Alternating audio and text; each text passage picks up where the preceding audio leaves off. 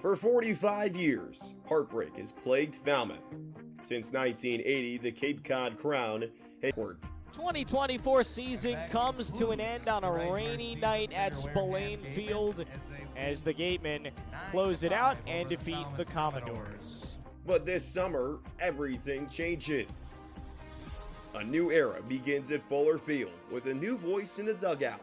2013 World Series champion Jared Saltalamacchia is here to lead the charge. Swinging a line, right base hit into left field. That's the ball game. The Red Sox have rallied to win game 2. They've won it. The Sox have won it 6-5. Jared Saltalamacchia with a walk-off base hit. New leadership, new hunger, and one mission: bring Cape Cod glory back to Falmouth. So wherever you are, sit down and get ready. The doors are on the air. This is Falmouth Commodores baseball, and it's right now.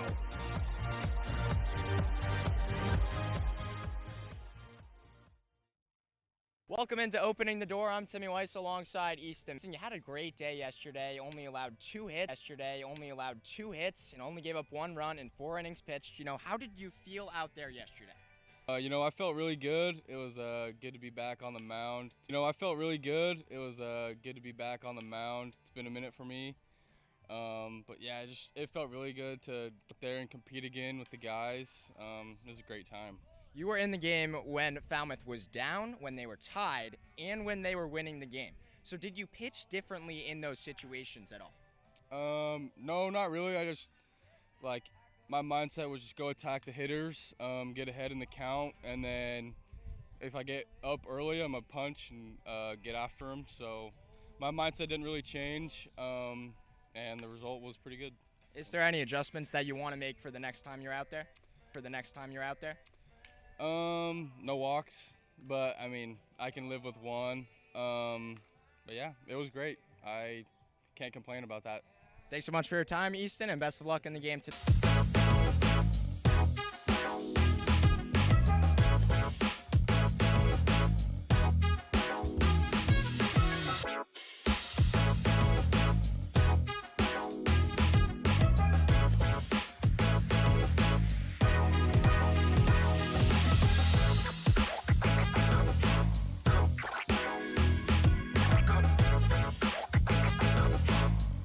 Complain about really going to do a good job of setting the tone out of the bullpen for the Commodores this summer. A much needed one, if you will. On the batting side of things, Ben, Mark Quattrani gave a huge boost to the offense. Situational hitting for Quattrani and his couple of base hits yesterday. First of all, the first few innings, Falmouth wasn't getting anything going on the base paths. They had just 2 hits in the first 4 innings, but it was Quattrani's home run that followed up a single, and then later in the game adding some insurance with a 2-run single. It's the first time the Commodores have played at Spillane Field this season, and there's been some changes to the field, Andrew. Yeah, this place looks a lot different from what we saw last year here on the Doors Network. We now got a clay infield, $900,000 in renovation, all paid for by the Gatemen. There also used to be a cage down the third base line where we used to broadcast game from. That's completely gone. We got a beautiful view down the first base line for today's game, but a lot different Spillane Field from when we were last year. It should be a fun one. The Commodores and the Gatemen. First pitch at 6.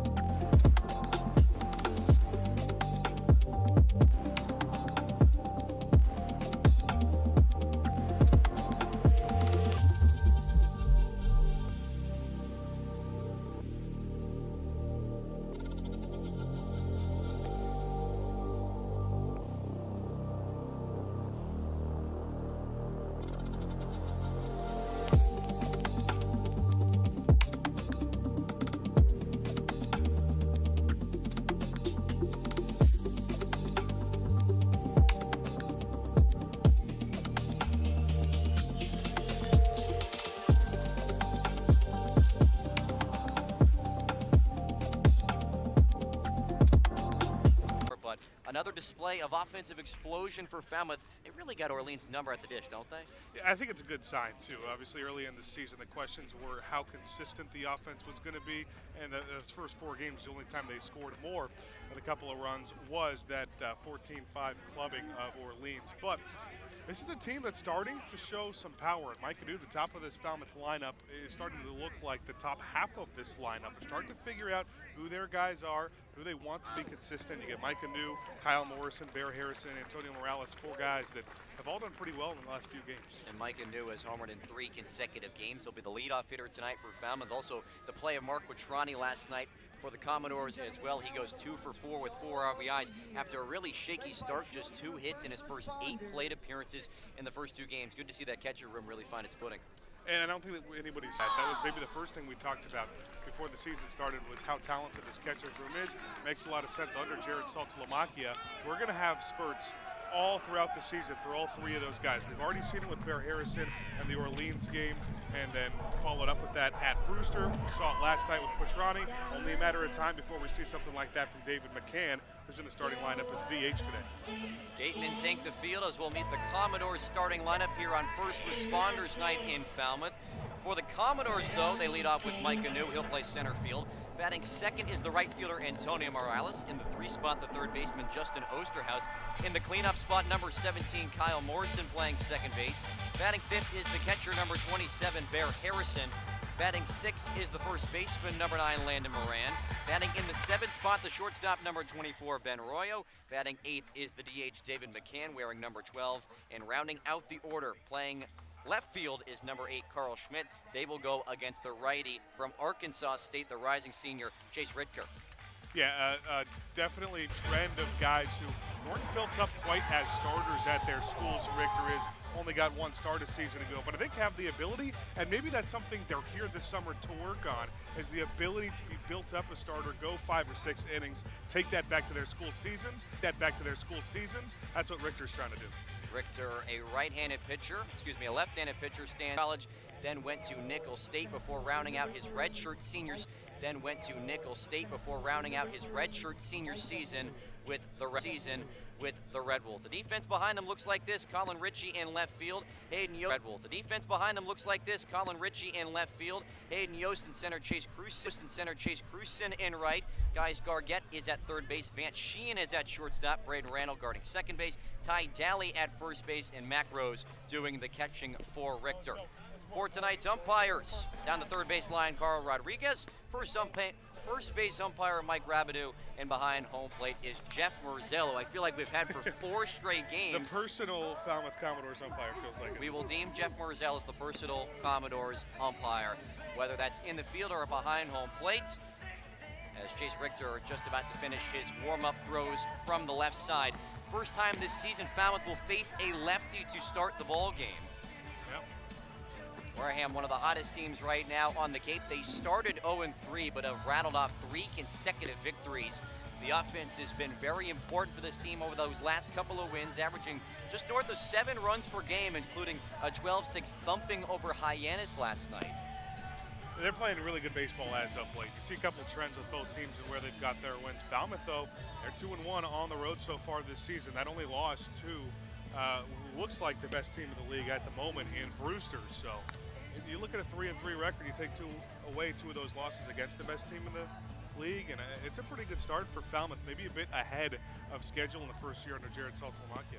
It is a beautiful night here in Wareham, just going to be about 79 degrees at first pitch. A couple of clouds on the left side to us. We are sitting down the first baseline for tonight's game.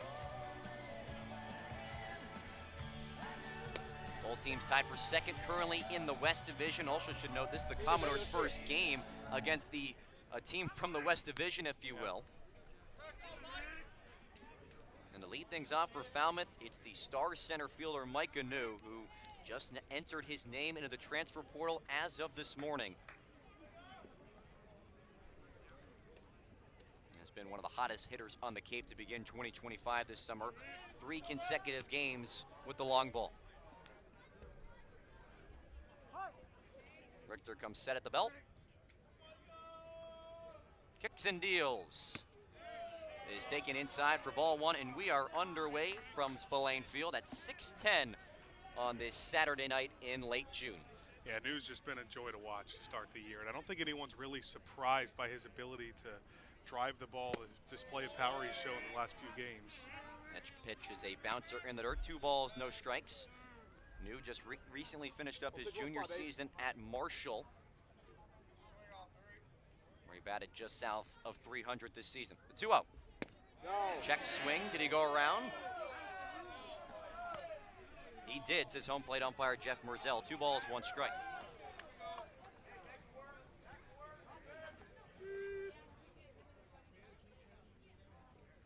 Richter's 2-1. Goes upstairs above the letters. 3 balls, 1 strike. New currently top 5 at another number of offensive categories. Home runs, slugging percentage, runs scored, OPS as well. He's ahead in the count, 3-1. Here's the pitch. Goes after it, swings right through the fastball. Well, we talked about the first few games, how the lineup changes so much. On one hand, that's going to be what you get with the Summer League. Everyone's trying to get at bats, and you're trying to get everyone some exposure. But at the same time, starting to figure it out because you're 7 games in, too. You know you want New in the lineup. Payoff pitch, swing and a miss. Went bottom right corner of the zone, pumped it by him at 90 miles per hour. 1 up, 1 down for Chase Richter to begin his 2nd outing of the season. Yeah, Richter came right at him. 3 fastballs, 3 strikes in that at bat. And what righties are going to, get a little bit favorable too. See a fastball heavy lefty a lot of times with righties. Lefty on lefty against number 2 Antonio Morales, who's been an on-base machine so far for Falmouth this season. First pitch, tails and catches the outside corner for strike 1. Morales is on base percentage at a staggering 44, just 6 games in. He's also scored 5 runs at top 5 in the league. Pitch, just outside. Richter tried to go back to that same spot. 1 ball, 1 strike. Richter got the start against Katuitt the day after opening day. He went 5 scoreless innings, allowing just 3 hits and 6 strikeouts. A long look in, kicks and deals the 1-1. Goes to the breaking ball, has Morales down fishing in the bottom of the zone. 1 and 2. Yeah, well, that's what's going to make this pitching matchup so exciting. Is these are 2 guys who had maybe 2 of the best starts in the whole league in the first week of the year. Both of them went 5 scoreless. Obviously, we'll get to coach later. Richter nods his head in agreement for Rose. The 1-2. Morales just gets a piece of it and spoils it off as it trickles down the first base line.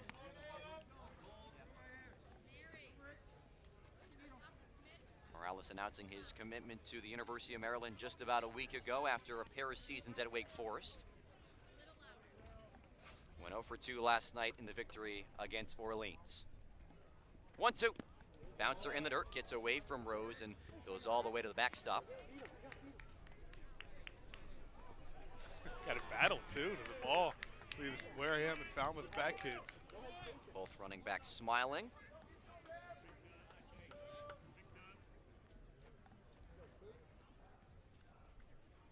Two from Richter. Chopper first base side, foul once more. And Morales, we've seen this from a lot from him this season in these first 6 games. Long, tedious at-bats. He's already got 12 quality at-bats in the early going of the season. Yeah, and that's just kind of what he is, walking quality at-bat. And it's interesting, too, to move back into the 2-hole. I think is really going to help. You put a lot of power up top with Mike Anu and someone you want taking a lot of at-bats. Another 2-2 on the way. Tails outside for ball 3. And you always want someone you can trust to make contact in the 2-hole as well. That's what Morales does, doesn't strike out a whole lot. Morales digs back in, awaits the 3-2 pitch from the lefty. Here it is. Chop foul first base side once more, and they'll do it again. Yeah, Richter is staying low in the zone to this at-bat. He's tried to put him away pretty much every time with some sinker. Wasn't really a starter this season for Arkansas State. Had 28 appearances, just the 1 start. And that was 2nd most in the Sun Belt. Another 3-2. Is a called strike 3. Painted it perfectly on the outer third. 2 up, 2 gone, thanks to 2 strikeouts for Chase Richter. 2 strikeouts, both of them on fastballs as well, 4 seams. But not only is there needs of velocity from Richter, he's put him in pretty good spots too. Made the tough decision on the outside corner for Morales. 2 gone in the top of the first, scoreless between Falmouth and Wareham. Another lefty on lefty with Justin Osterhaus. First pitch, goes after it off the end of the bat, foul down the third base side and drops in, just in front of Caius Gargett. There is not a lot of foul area here at Spillane Field, specifically down that third base line near the home dugout. Very short backstop as well. You even noticed when we walked in how short the distance behind home plate even is compared to a lot of ballparks we've seen this summer. Yeah. 0-1. High chopper down the first base line, going to be fair. Easy play for Ty Daly to step on first with the left foot. Falmouth goes 1-2-3 in the top of the first. We'll see the Wareham Bats for the first time tonight after a quick break here on Cape League TV. Just getting going here from Spillane Field.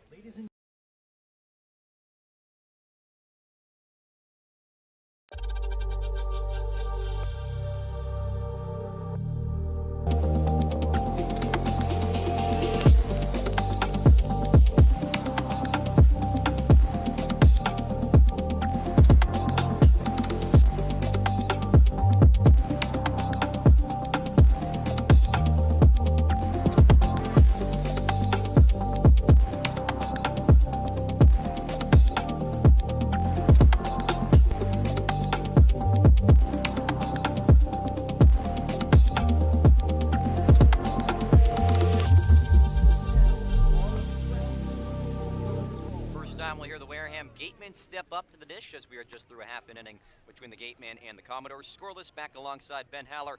I'm Andrew Del Piano. Let's meet that Wareham starting lineup. Batting first is the second baseman, Braden Randall. Batting second, the left fielder, Colin Ritchie. In the 3 spot, it's number 26, Levi Clark. In the cleanup spot, first baseman, number 11, Ty Daly, who just ended that frame. In the 5 spot, He starts in his school season at Nebraska, but would love the ability to just be built up as a starter and take that back to Lincoln. just recently entered the transfer yeah, portal as this morning. Right, yeah, just as this morning both with Mike him Anu. and Anu, yep. Yeah, he was impressive in that Harwich game. Didn't get a decision. Went 5 innings, allowing just 2 hits, no runs, 2 walks, 7 strikeouts. This Falmouth pitching staff, number 1 in the league right now in strikeouts as a team at 79.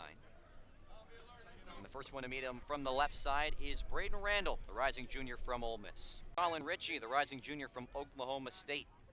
Drafted by the Orioles in the 2023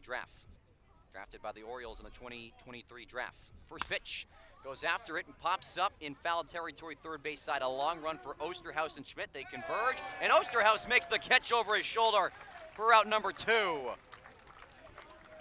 What an effort down the third base line. Osterhaus was twisting and running after that kind of in an awkward position. I thought they had no chance to make that play. And he had a weird rotation when he came down with it, but kept a good eye on that and made a nice play. That ball started over his right shoulder. He turns around last moment, makes a twirling catch. 2 pitches, 2 outs for TJ Coates. Doesn't get much easier than that.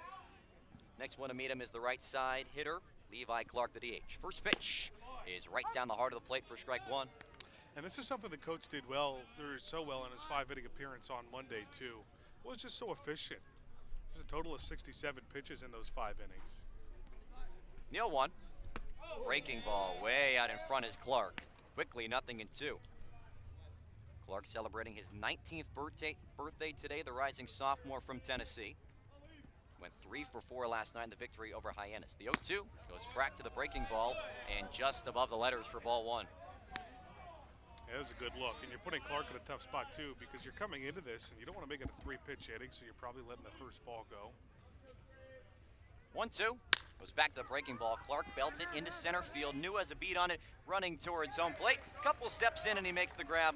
Another 1-2-3 here as we are through 1 inning of play. Falmouth 0, Wareham 0. Another quick break here on Cape League TV. We'll be right back.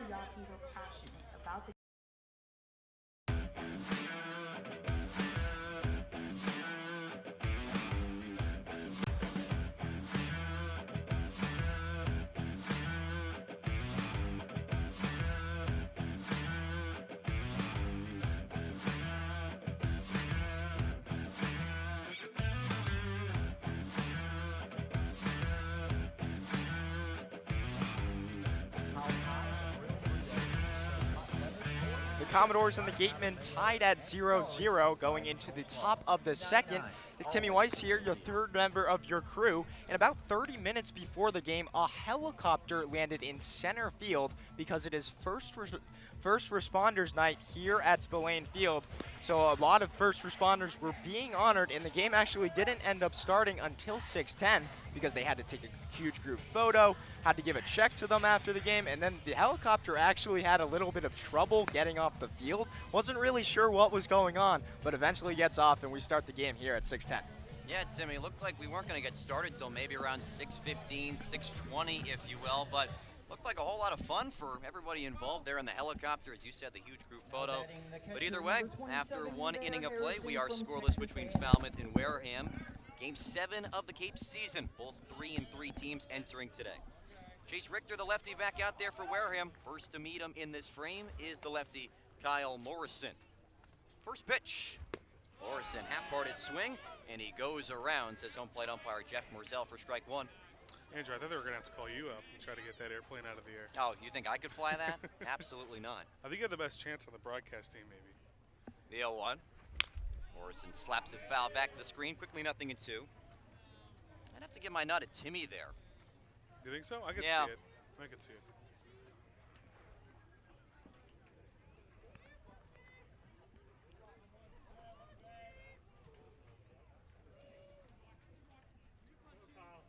The 0-2. Up and in for ball one. Morrison also celebrating a birthday recently like Clark did. Turned 21 years old just 2 days ago. Rising senior, transferring to Mississippi, to Southern Mississippi in the fall. The pitch on the ground, right side.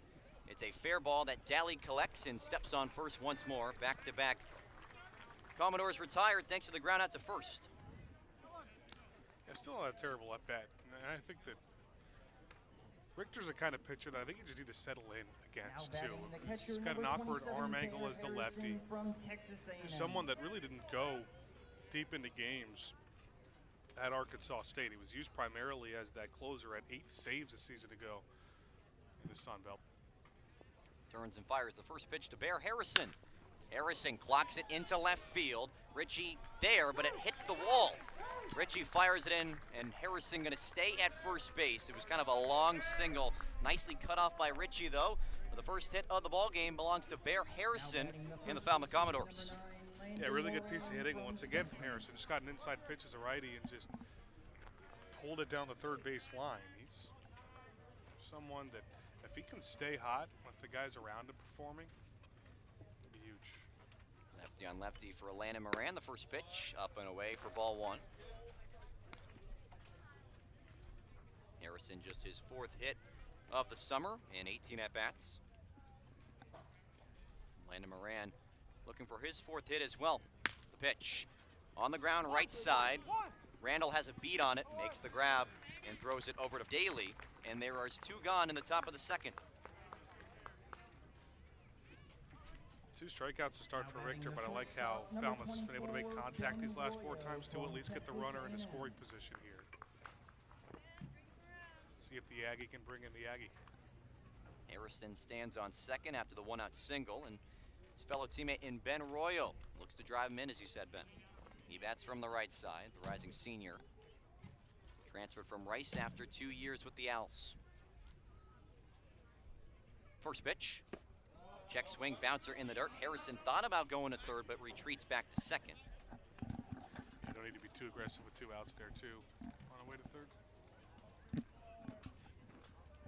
Arroyo got the start last night at short as well, going 1 for 4. The run scored, but 3 strikeouts. It's kind of been his bugaboo in the early going. So he's 1 for 14 to start the summer with 7 strikeouts. 1-0. Upstairs, 2 balls, no strikes. 2 gone in the top of the second, scoreless between the Commodores and the Gatemen. Harrison a short lead off of second.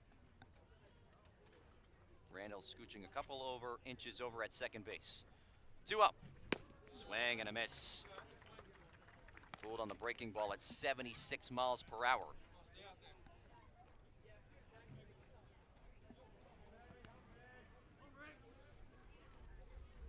Arroyo Also yet to collect an RBI this season. He's got one standing at second base. 2-1. Breaking ball just inside for ball 3. That's a really good eye from Royo. Still just 1 for 14 to start the year, but he's got a fair share of walks too. And a lot of at-bats that he's been able to fight off and battle. Digs back in with a hitter's count. His right foot all the way back in the righty batter's box.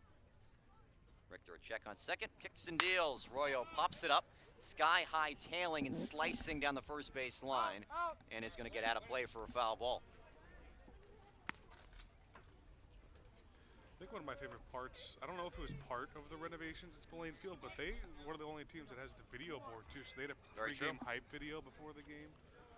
Did you get hype out of it? Maybe a little bit for the broadcast. The helicopter hyped me up a little bit more. Maybe die down a little bit from hanging out there a little bit too long. Yeah, maybe. 3-1. Inside for ball 4, and Royo works a walk. And there's runners at first and second with 2 gone. Just a mature at-bat from Royo. He's one of the older guys here now on this batting Falmouth the team. designated hitter, number 12, David McCann from Virginia Tech. Here's the DH, the lefty, David McCann. Runners at first and second, 2 gone, scoreless in the top of the second. McCann making his first start since Wednesday against Brewster, where he went 1 for 3. Pitch. 1 ball and 1 strike to the Virginia Tech catcher.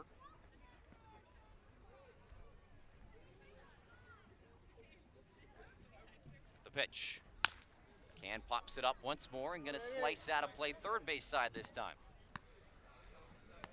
Yeah, this Falmouth team's doing a nice job fouling off pitches too. I think Richter is struggling with that put-away pitch. Obviously that one's just a 1-strike count, but we saw it a couple of times already in this inning. Just not able to put away Falmouth batters. No errors with the 2 left on base. We go to the bottom of the second. Still scoreless between Falmouth and Wareham here from Spillane Field. Authentic Cape Cod dining is right down the road at Jim's Clam Shack. Open seasonally for over 50 years, Jim's Clam Shack features oceanfront views with all of the lobster, shrimp, burgers, and clams you could ask for. Stop by Jim's Clam Shack, located at 227 Quinton Avenue right here in Falmouth, to hit your next meal out of the park. That's Jim's Clam Shack at 227 Quinton Avenue, Falmouth.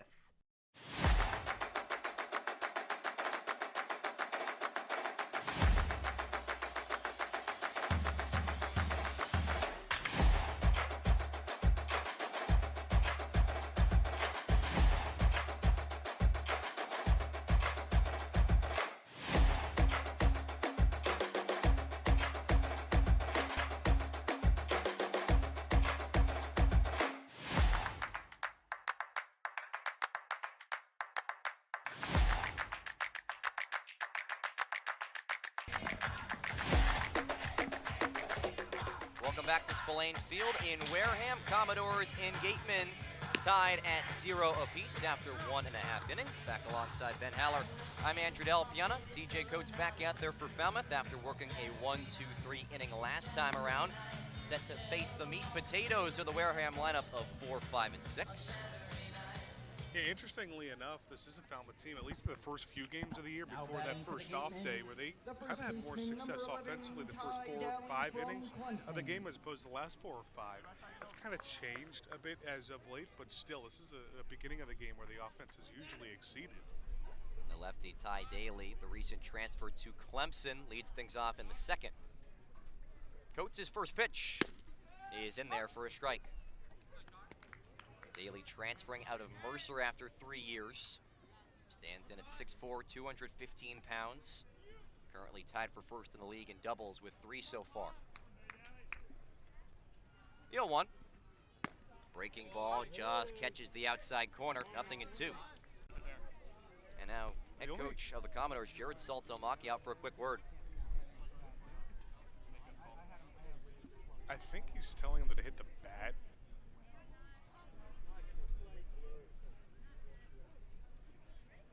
That conversation quickly ends.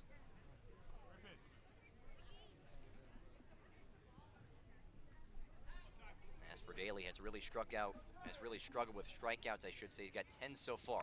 Another 0-2 is way up and out. Harrison has to basically roll over his left shoulder to make the play.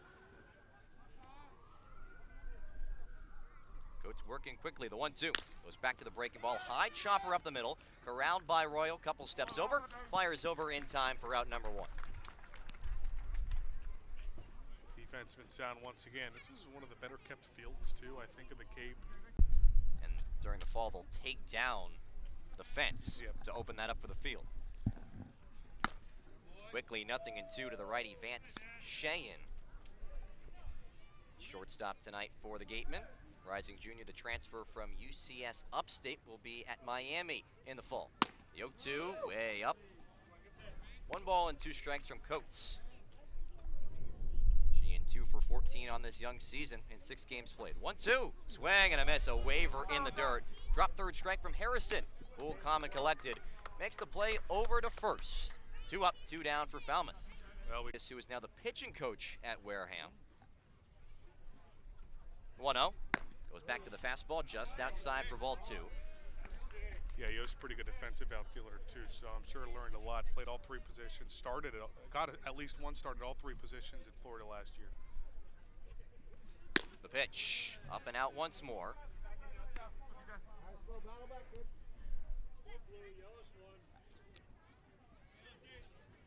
Count 3-0 to Yost. Here it is. He's take all the way for strike 1. Yost was hitting as high as 294 on May 10th in a series against Texas. Fell off there a little bit, ended his year at 275. 3-1. Coates goes to the breaking ball. It's below the knees for ball 4, and it's a 2-out walk for Hayden Yost. Pretty good at bat from Yost too. And part of the lineup, it's such a deep Wareham team. It's bottom third of the lineup that it feels like could be the top of the lineup for, you know, any other team. Now batting the catcher, number 7. Now they're lefty in the lineup for Wareham. It's Mac Rose. Currently in the transfer portal after 2 seasons at Vanderbilt. Check over at first, snap tag back, not in time. Yost definitely does have some speed being in that outfield spot. He had 14 stolen bases this past year. First pitch, breaking ball, drops below the knees for ball 1.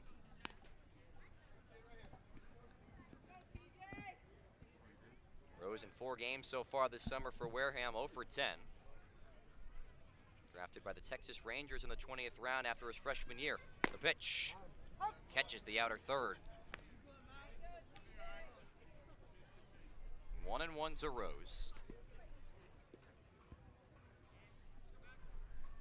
Coach takes a look over at first. Yost a dangerous threat. Kicks and deals.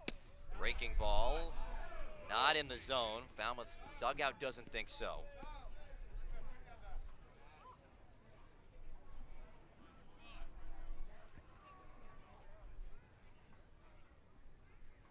Coach another look over at first. Checks over back that way.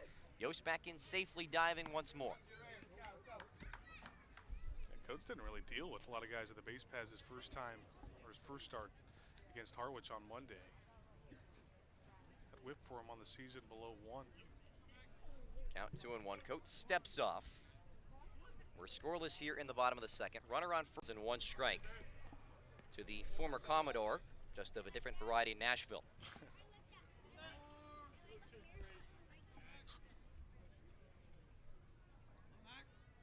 Coates' 3-1 is outside. It's ball 4, back-to-back base runners for Wareham, and they're both via the walk. Yeah, only 2 walks in the first appearance for Coates too. This will tie that season lead, season high. Now batting the third That baseman, puts number Hayden Yost at 15, second base, Caius Mac Gargett Rose at from first. Kentucky. 2 gone in the bottom of the second, scoreless between the Gatemen and the Commodores. Yes, here's the switch hitter, the right-hander, Caius Gargett. First pitch goes to the breaking ball, and it's low for ball 1.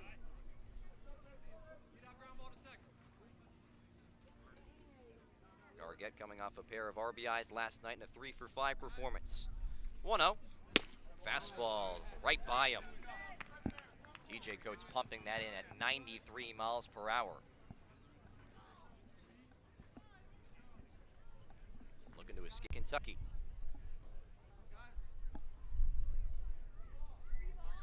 One. Breaking ball once more, just below the knees. Yost dancing around at second just a little bit. Yeah, drastic change for the first inning, too, for Coates. Very quick first. 2-1. Fastball clocked towards left field, and that is over the head of this left fielder, New, and a drop in for a base hit. One run's going to score. Second one heading towards home plate. The throw is going to get to third, and it is not in time. A 2-run triple for Caius Gargett, and the Gatemen take a 2-0 lead in the bottom of the second. Yeah, just a really good piece of hitting. I mean, this is a left center field that was left wide open. Now batting That's the what we're right talking fielder, about with number this 4, Wareham Chase lineup, top to Cruson bottom, from just so much Central talent. Florida. And anytime Caius Gargett's hitting 8th, he's got himself his 3rd and 4th on the year. And that's kind of been the biggest difference with Wareham over this 3-game win streak, is that timely hitting. Quick meeting between Commodores pitching coach Todd Carroll and the rest of the infield. It looked like TJ Coates was going to get out of this one pretty quickly after retiring the first 2 hitters, then back-to-back walks, and then Gargett delivers the big blow with a 2-run triple into left center. Here's the 9-hitter from the left side, Chase Cruson. Runner on third is Gargett with 2 outs in the bottom of the second. 2-0 Wareham. First pitch goes to that fastball. 2-0 pitch is up and away. Quickly, 0-3 from Coates. He is working quickly, Ben. Just has yet to really find that command here in the second inning. 3-0. It is inside for ball 4. 3 walks in the frame for TJ Coates. And the runners are at the corners with Wareham threatening runs once more. Now batting the second baseman, number 3, Braden Randall. Yeah, again, from this is something that Mississippi. Coates didn't really run into at all on Monday. He only gave up the 2 hits to go with a couple of walks. Back to the top of the lineup for the lefty, Braden Randall. Coates throws. It's in there for strike 1. Randall lined out to Landon Moran at first base, his first time up. Runners at the corners with 2 gone. Gatemen 2, Commodores 0 in the bottom of the second. The pitch, breaking ball on the ground through the right side of the infield. That's there for a base hit. It's an RBI for Braden Randall. And the Gatemen tack on 1 more. It's 3-0 Wareham in the bottom of the second. Yeah, leadoff hitters don't usually get a ton of those opportunities, and Randall just taking advantage of it. Now batting the Ball left left down in fielder, the number zone. Didn't try to do 13, too much with Colin it, punched it Ritchie through the right from side. Oklahoma State. And all this damage being done with 2 outs as well for the Gatemen. Another lefty in Colin Ritchie. The pitch inside for strike 1, for ball 1. He popped up to Osterhaus in the first inning, and a remarkable catch where he had to twist and turn over his shoulder to even make that play. 1-0. Foul tip into the mitt for strike 1.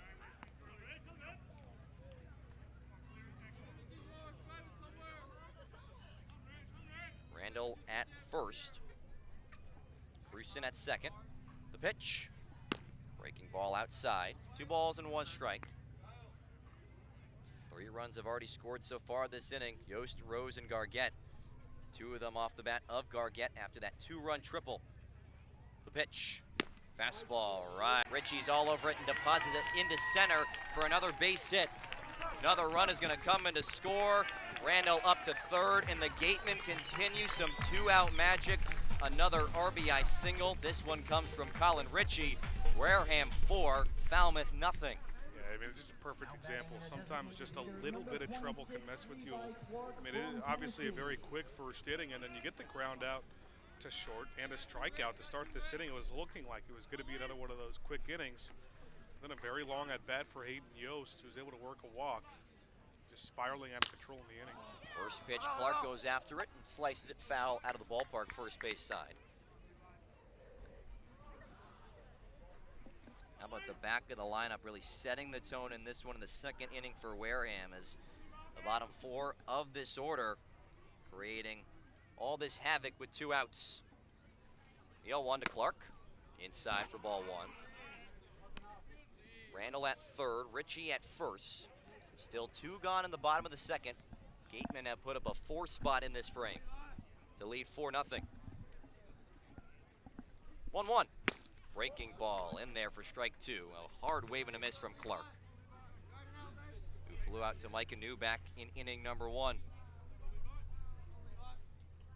Goetz holds the ball close to his chest. Checks the runner at first. The pitch. Fastball. Clark gets a piece of it off the end of the bat and sends it over home plate and into the seats. 3 hits. No errors with 2 left on base. Wareham gets it done, all with 2 outs in the second inning to take a 4-0 lead into the third. Another short break here on Cape League TV. We'll be right back. Whether you own a car, home, business, or investment property, it's critical you keep it secure and protected.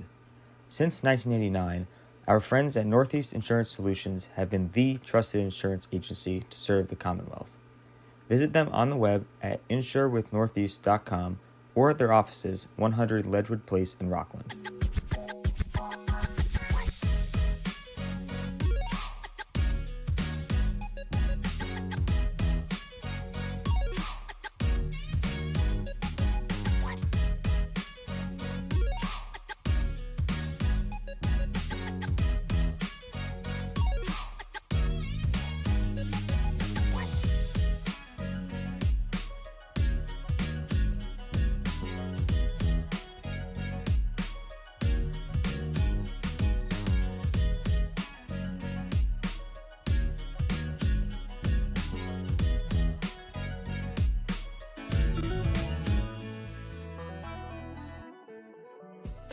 I'm Bear Harrison, catcher from Texas A&M College, and you're listening to Commodores Baseball on Cape League TV.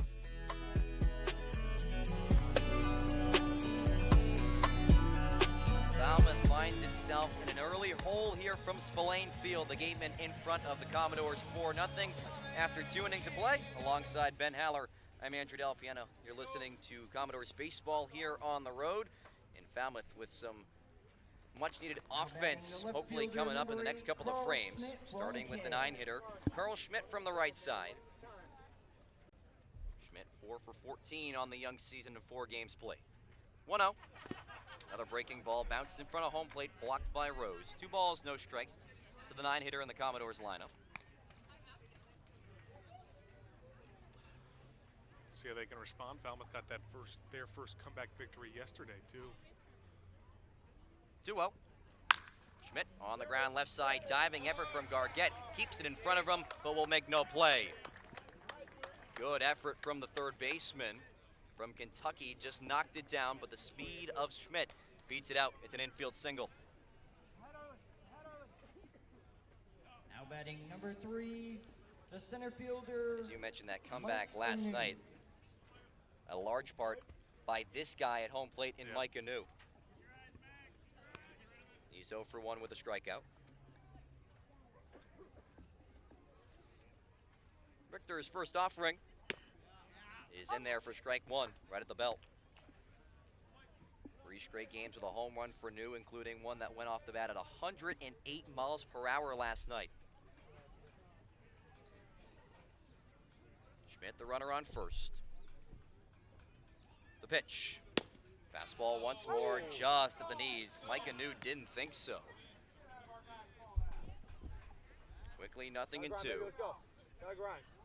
4-0 Wareham in the top of the third. Yeah, really nice job bouncing back for Richter, and it's again leaving the ball out of the zone. A lot of grounders for this Falmouth team to start this off. So just the like fourth that. ground out of the game. Yeah, just like that after the leadoff single. New grounds into a double play. 2 gone for the lefty, Antonio Morales. Here's the pitch. Breaking ball in there for strike 1 on the outer third. Morales also a strikeout victim his first time up. 1 of 3 so far for Chase Richter, the rising senior from Arkansas State. The pitch. Fastball off a home plate and trickles down the first baseline. Foul.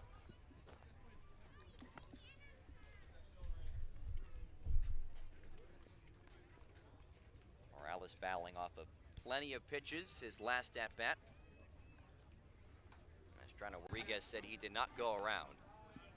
I think Morales was more worried about if he was called out on strikes there than the check swing. It has been a bigger zone in the last couple innings at least. 1-2. Breaking ball outside. 2 balls, 2 strikes to number 2. 4-0 Gatemen in the top of the 3rd. 2 gone. And nobody on for Falmouth after the double play by Micah New. Here's the pitch. Fastball outside. Into the other's batter's box, and Morales has worked it back full.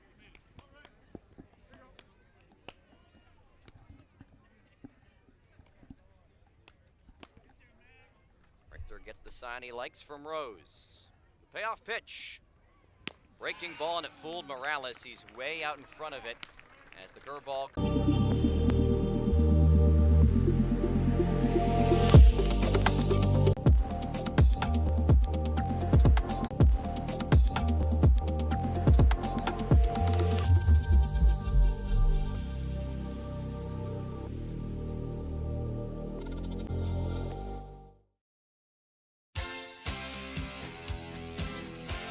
I'm Carl Schmidt, utility player from the University of California, and you're listening to Commodores Baseball on Cape League TV.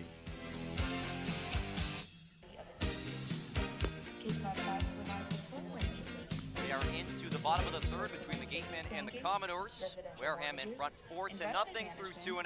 Back alongside Ben Haller, I'm Andrew Del Piano. Falmouth elects to go to its bullpen for the first time tonight in an early spot for the right-hander, Trevor Baumler, the rising sophomore from TCU.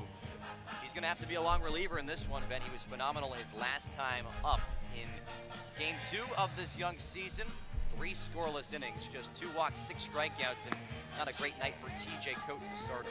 Well, he's someone who has the ability to be a long reliever too, so I think that's one of those good things. Got a decent amount of starts at TCU. Was kind of built up as that.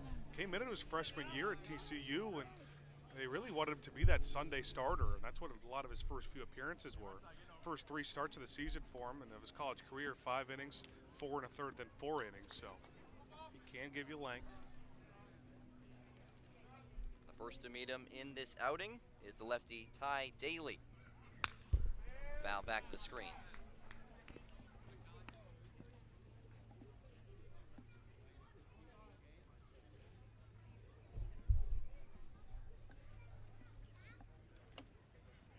Daly is 0 for 1 with a ground out. The pitch. Swing and a miss. Lost it. The pitch. Blocked foul. Slicing out of play, third base side. You can keep that foul ball courtesy of attorney Glenn Hannington, his daughter Tevis, and now grandson baby Chase.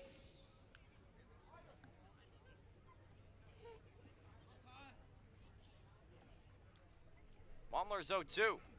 Goes to the breaking ball, shot right back where it came from, and it's a leadoff single for Daly. That one was smoked off the bat. I mean, yeah, these are legit base hits too for Wareham. These are not, bloop singles or infield singles. They've done a really nice job making hard contact. That was no exception.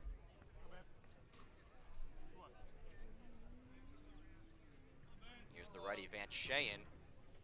With nobody gone, the runner on first, 4-0 Wareham in the bottom of the 3rd. Baumler's first offering. Chopper on the ground, third base side, corralled by Osterhaus, goes to the short way to second, and in time for out. A really good play by Morrison at second. Played it on the hop. Yeah, obviously throw was a little bit low, but I think how difficult of a play that was to make, throwing that off your back foot, still did all you really could. And from Florida. Cheyenne, shortstop, someone's got a lot of speed. That was going to be a tough play to double up no matter what. 1 out with a runner on first for the lefty Hayden Yost, who started the party last inning with that 2-out walk, part of a 4-run frame for Wareham. Baumler's pitch, just outside. Talked about the second appearance for Baumler this season. We'll see a fastball, a changeup, curveball, slider, and maybe he'll dabble with a cutter once in a while. Stands on the first base side of the bump.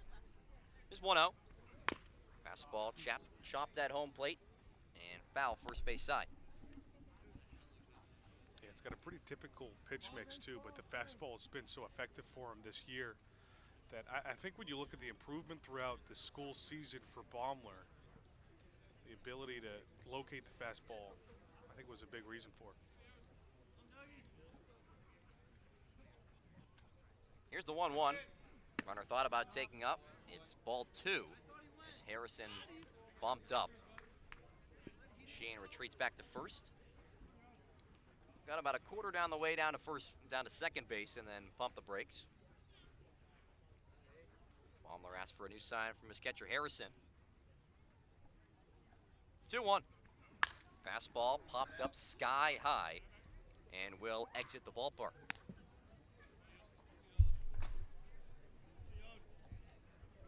Talked about Yost joining, or should say reuniting, with Eric Locus, the pitching coach for Wareham, one of 2 players from Sickles High School in Tampa, Florida, that plays for Florida, and reuniting with Coach Locus. And also belongs to number 28, Caden McDonald, the two-way player for the Gators.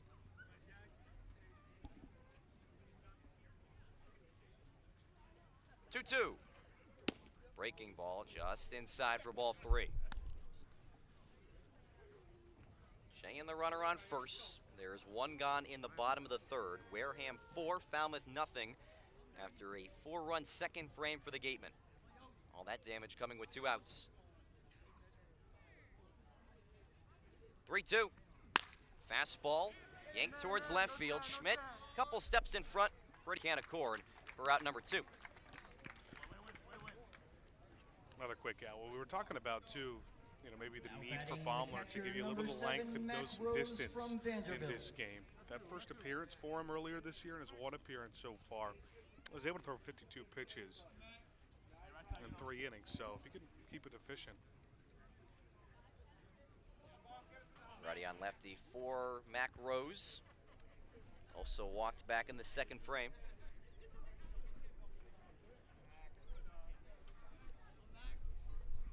Baumler's first offering. Runner takes off, swing and a miss, fire down to second. Is in time. Great throw from Harrison to get Sheehan caught stealing to end the 3rd frame. For the Gatemen, no runs on 1 hit.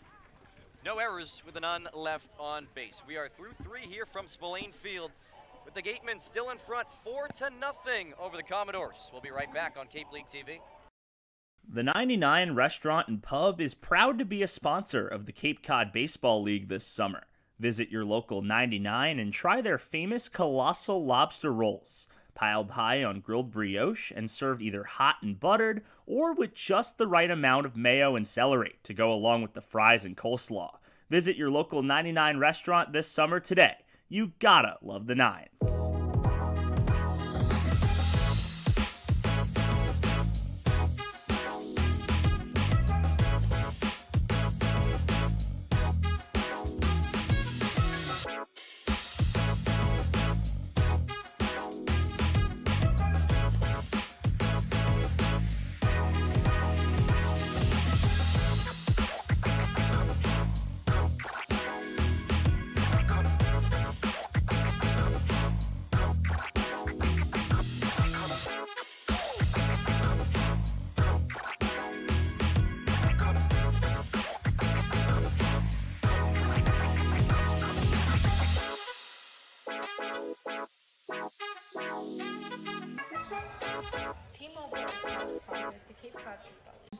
Number 1 in just about every offensive category imaginable right now. Like sometimes it rains and pours can be used as a negative connotation, where just an offense that's been so talented, sometimes when aggression to the mean a little bit, or Osterhaus the mean a little bit, or Osterhaus fouls off the first pitch from Chase Richter, the left.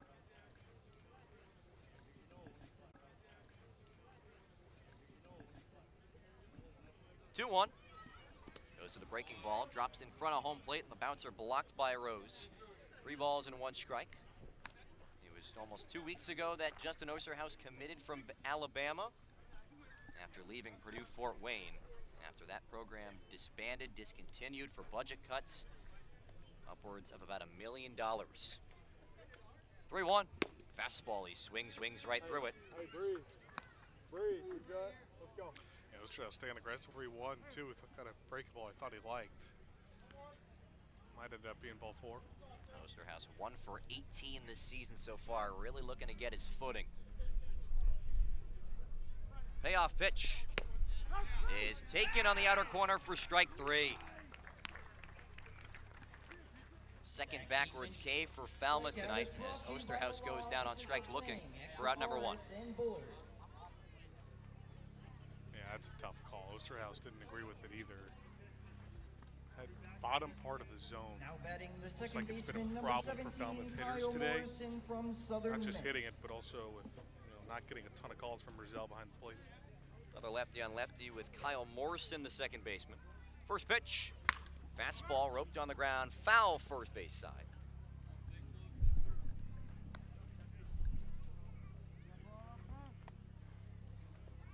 Morrison with also a ground out to first back in the second.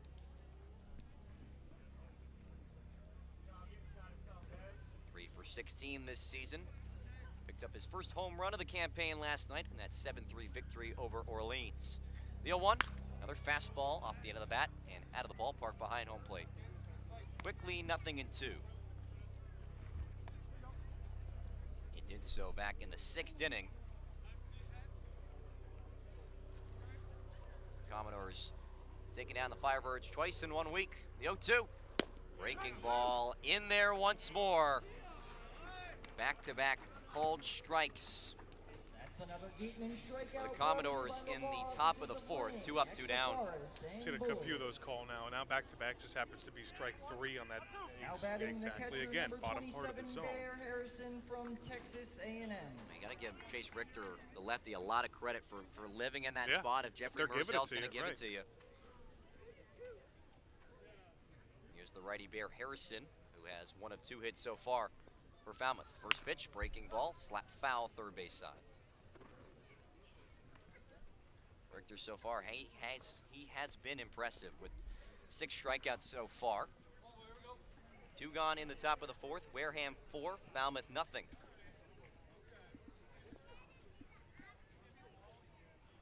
Richter's breaking ball in there for strike 2 is a cut and a miss from Harrison. Went down to 1 knee to go and get it.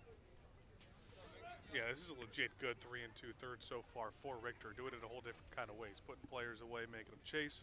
Putting them away in tough spots, leaving it off. Inducing weak contact. 0-2 goes to the fastball just above the letters. 1 ball and 2 strikes.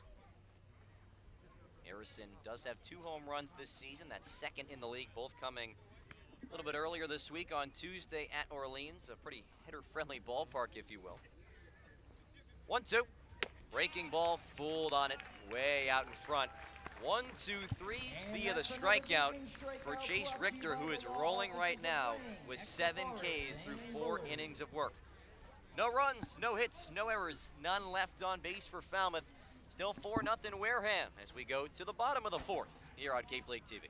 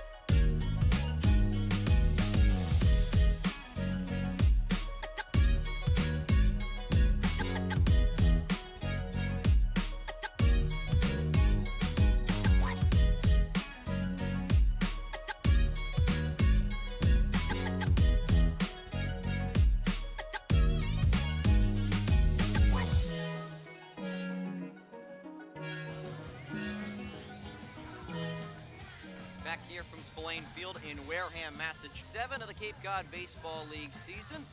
between a pair of 3-3 teams. It's the Gatemen who have the advantage right now, leading 4-0 over the Commodores through 3.5. Back alongside my partner Ben Haller, I'm Andrew Del Piana. Trevor Baumler out there for another inning of work for a really rocky start from the starter for Falmouth in TJ Coates, going 3 innings, 4 hits, 4 earned runs, 3 walks, 2 strikeouts. All 4 of those earned runs coming in one frame in the second.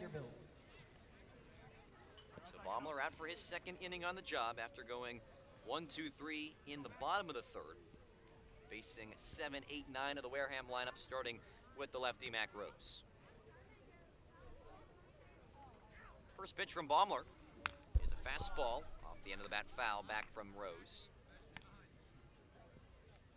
One season at Vanderbilt before getting back in the transfer portal. And we do have a update on that no-hitter that we talked about last half inning. Joshua Ragsdale, the star from VC, breaks it up in the 8th. The 0-1, fastball up and out for ball 1. Whitey still clinging to that 3-0 lead, looking to hand Brewster its first loss of the season. Whitecaps out to their best start in franchise history at 6-0. Baumler's 1-1. Fastball popped up in the infield just in front of home plate. Osterhaus calls everybody off from third and makes the catch just to the left side of his body for out number 1. Now batting the third baseman, number 15, Caius Gargett from Justin Kentucky. Osterhaus has had a couple of solid catches off balance tonight. One of them coming from the bat of Colin Ritchie back in the first, where he had a twist and turn in foul territory down the third base side, and then that one just in front of home plate. Here's the righty, Caius Gargett, who's got the big blow so far. First pitch, take all the way, right down the heart of the plate. Delivered a 2-run triple in the bottom of the second. Eventually came around to score thanks to the RBI single from Randall at the top of the lineup. The 0-1, fastball, fouled back behind home plate.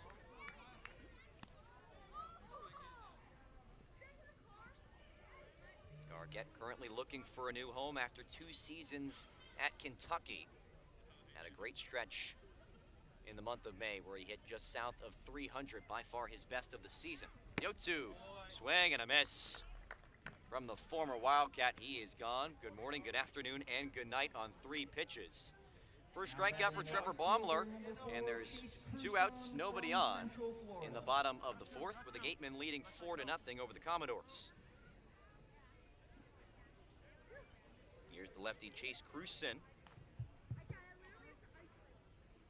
Walked his first time up in the second. One of those 4 runs to score in the frame. First offer from Baumler is a fastball taken right just below the knees for ball 1.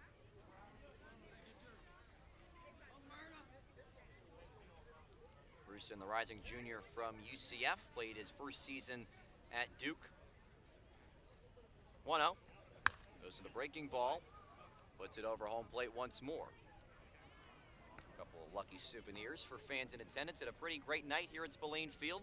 Temperatures in the high 70s, the sun just setting down the third base line.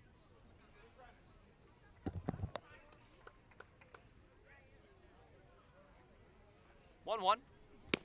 Fastball swings right through it, 1-2. Cruson was a solid hitter for the Knights this season. Reached base safely in 15 straight games to end the regular season. Originally from Bridgeville, Pennsylvania. 1-2. Below the knees for ball 2. 2 balls, 2 strikes, 2 outs. Nobody on in the bottom of the 4th. Wareham 4, Falmouth nothing. Baumler comes out, kicks and deals. High breaking ball off the end of the bat into center field, and it drops in front of New for a base hit. An excuse me swing from Cruson. And he keeps the inning alive with a 2-out single. And I'll remember back at that second inning, all of Wareham's damage came with 2 outs. Always got something you got to be careful with. This 4th inning is not the only inning this game where they got 2 quick outs. Back to the leadoff hitter in Braden Randall. Pitch taken just outside ball 1. Randall, a redshirt junior here, a rising junior at Ole Miss. Missed just about 2 weeks of the season after. Right here in Falmouth to hit your next meal out of the park. That's Jim's Clam Shack at 227 Quinton Avenue, Falmouth.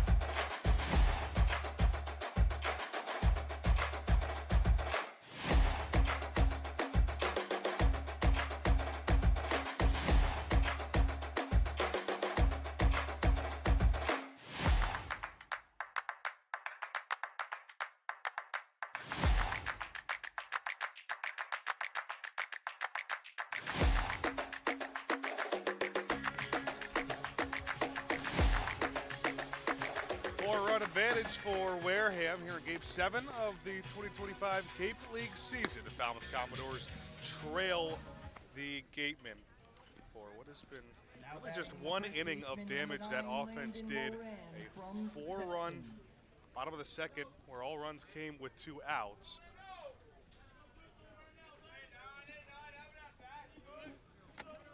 Wareham will come to hit in the top of the 5th. 6, 7, 8 with Landon Moran leading things off. First pitch breaking ball at the knees, called ball 1. Still Chase Richter on the mound working into his 5th inning of work. He's been great so far. 4 scoreless. Just given up 2 base hits. He's walked 1 batter. The 7 strikeouts have really been his strong suit. 1-1 count now to the Stetson first baseman Landon Moran. Pitch a bit below the knees, and I'll call that a ball. That feels like a pitch that's been called a strike so far, at least for these Falmouth hitters. And the thing for Richter is he's doing a good job of utilizing really every part of the zone, all 9 squares, if you will. Moran's ahead in the 2-1 count to lead things off, but he gets plunked on the back. Loud noise on the 4th pitch of the at-bat will let Moran jog on down to first base. That's the first time he's reached today after grounding out the second, his first time up. And just the second time of this ball game that Falmouth has put the leadoff runner onto the inning. It was a leadoff single for Carl Schmidt back in the 3rd before he was eventually doubled up on a Micah New grounder. Now the bottom 3rd of this Falmouth lineup, and Ben Royo at the plate. First pitch, fastball up and out. That brings Rose way out of his crouch, and will keep an eye on first base over Moran. For a first baseman, Moran could run pretty well. 9 stolen bases into land last year.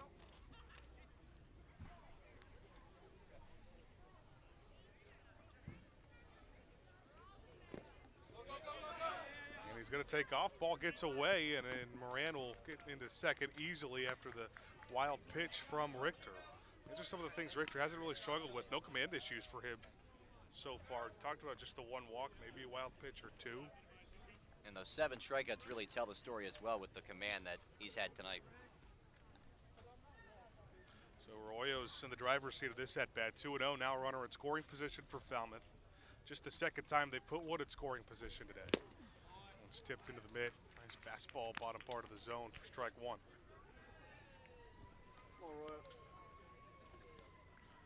Royo walked his first time up. Was when they tried to put a little something together at the top of the second before putting the same. And the Commodores welcome in the Red Sox for the first time this year. 2-2, check swing high, no chance he went. That will run the count full for the rising senior from Corpus Christi, Texas, and the Texas A&M Aggie.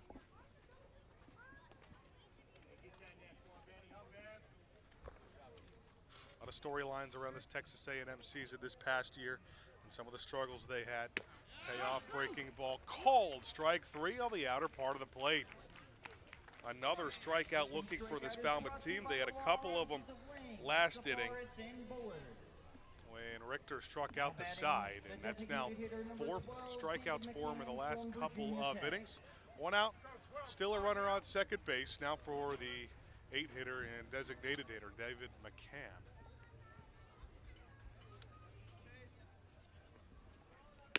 Pitch called, strike on a changeup on the inner part of the plate for McCann, who's 0 for 1 today. The with a swinging strikeout. One of 8 so far for Richter. And everyone is out of this Falmouth lineup except for 3 guys. Again, breaks his bat on a soft pop-up into shallow left, and it's the shortstop, Sheehan, who will grab it, twisting around over his left arm for the second out. That'll keep Moran put at second base. Number 8, Carl Smith from California. And we haven't seen Falmouth put a lot of pressure on the defense as well, as we alluded to the strikeouts, of course, being kind of the biggest problem right now for Falmouth, but make the defense work a little bit, put some balls in play, make the defense really have to work. And Richter has just thrown 71 pitches in 4 2/3 innings now, and there's going to be a meeting on the mound. It's the whole Wareham guys tossing in the Wareham bullpen right now. It's in an interesting spot beyond left field. It's that nice elevated view, if you will. Kind of reminds me of the bullpens you have in Omaha. Yeah. Nonetheless, Richter will stay in this ball game with 2 outs and a runner on second base. Change up low into the dirt, gets away from Rose. He will look Moran back to second base. And got away from him, but towards the pitcher. So Moran's going to stay put at second, not trying to make the third out at third. In this one, we've seen a lot of pitchers nowadays, especially in the first couple of games this summer, really speed up the tempo, want to make hitters work a little bit, but that's really not the case with Richter. Makes the hitter take his time. To be it for Chase Richter. Wareham will go to the bullpen. We'll see their second pitcher of the day. Falmouth trying to threaten with runners on first and second, and 2 outs. Wareham just needs 1 out to get out of it. Allen trying to get on the board here. That's Spillane Field on Cape League TV.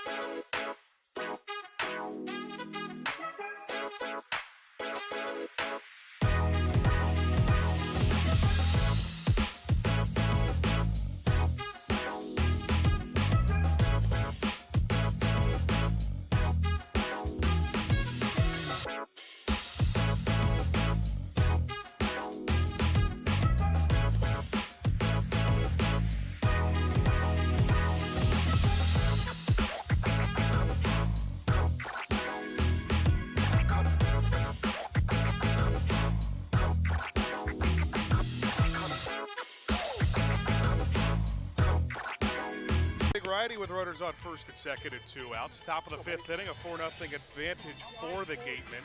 And following up that performance for Chase Richter, it's Caleb Applebay, the right-hander from Austin Peay. But a couple of seasons now for Austin Peay. Before had a bit of journeyman, started his career at Wabash Valley College and spent 1 season down in Baton Rouge with the LSU Tigers before transferring to Austin Peay. This most recent season, 19 appearances for him, had just 1 start, so used primarily as a reliever. And he was pretty good at that role of 3.5 ERA, 3-2 record. And we'll see the top of this Falmouth lineup with 2 on and 2 out, up by 4. The top of the 5th comes in with a changeup right down the middle of the zone. The first pitch he throws to Micah New. New up for the 3rd time today, looking for his first base hit. He's 0 for 2 with the strikeout and a ground out back in the 3rd inning. Appleby's working out of the stretch, set at the chest, and comes in just a bit high. It's felt like somewhat of an inconsistent zone, if that's fair to say, from Merzel today. Not sure if that's just me. I know there's been some complaints for the Falmouth dugout as well. Nonetheless, an even 1-1 count to the new transfer portal entry He skies one high, shallow infield grass, and it's going to be Randall at second base who will haul it in for the third out. So Apple Bay comes in, faces one batter, and gets the pop out as we are halfway home from Spillane Field. Wareham Gatemen, all Gatemen today, they lead by 4 heading to the bottom of the fourth, 5th on Cape League TV. Whether you own a car, home, business,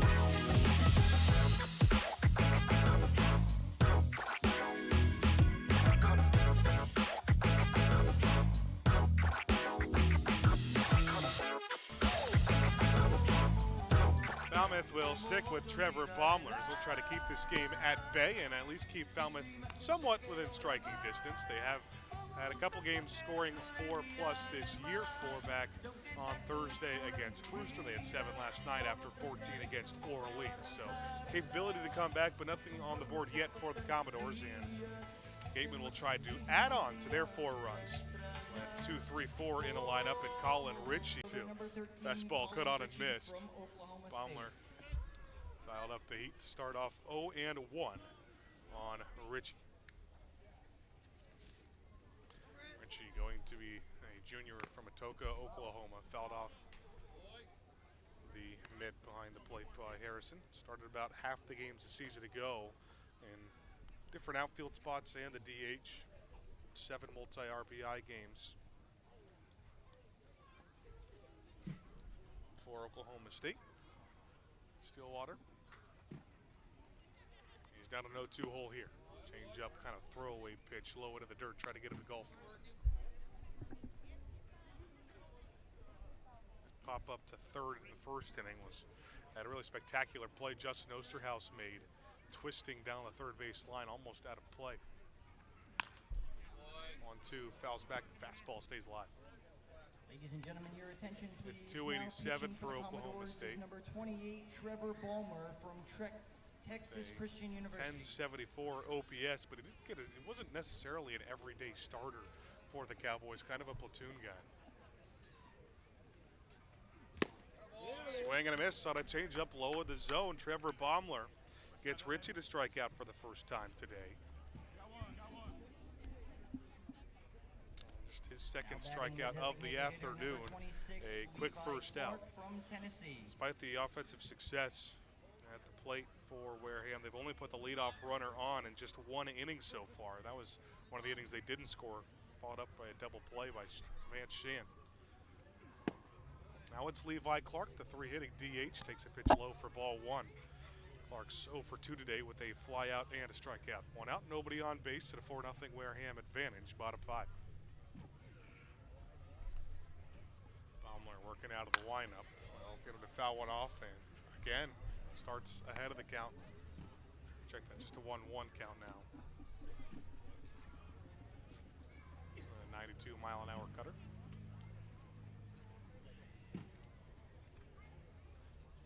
Clark spent his freshman season at Tennessee and was part of the perfect game freshman all-league first team. That one grounded hard at the third baseman Osterhaus, and he'll get it over to first for out number 2.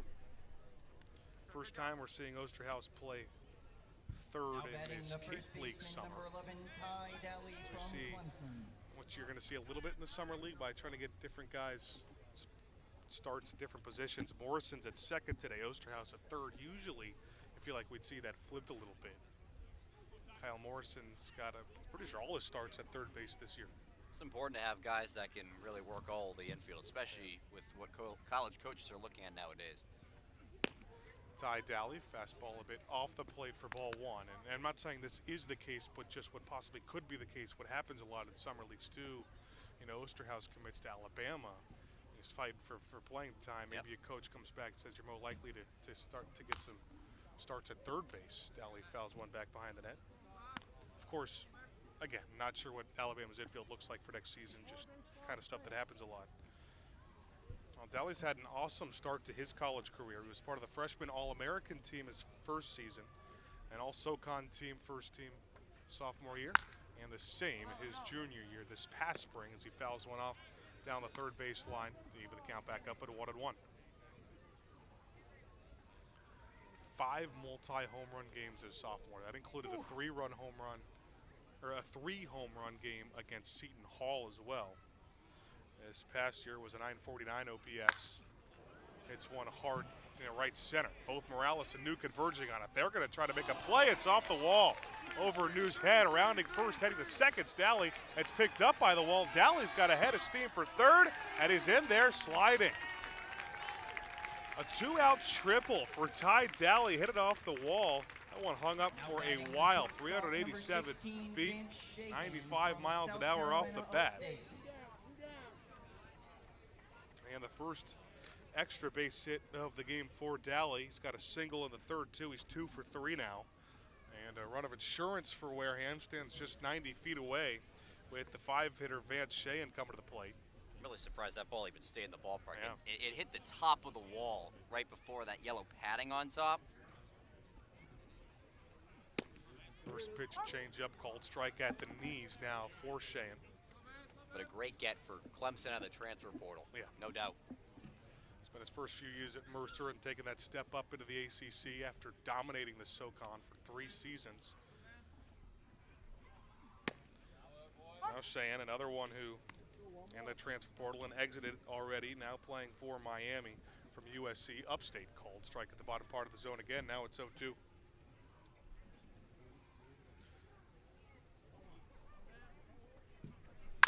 That one hit hard into left field, but right at the left fielder Schmidt will haul it in for out number 3. So Trevor Baumler works around the 2-out triple and escapes the bottom of the 5th unscathed as we head to the 6th. Falmouth Bats got some work to do. 4-0 Gatemen on Cape League TV.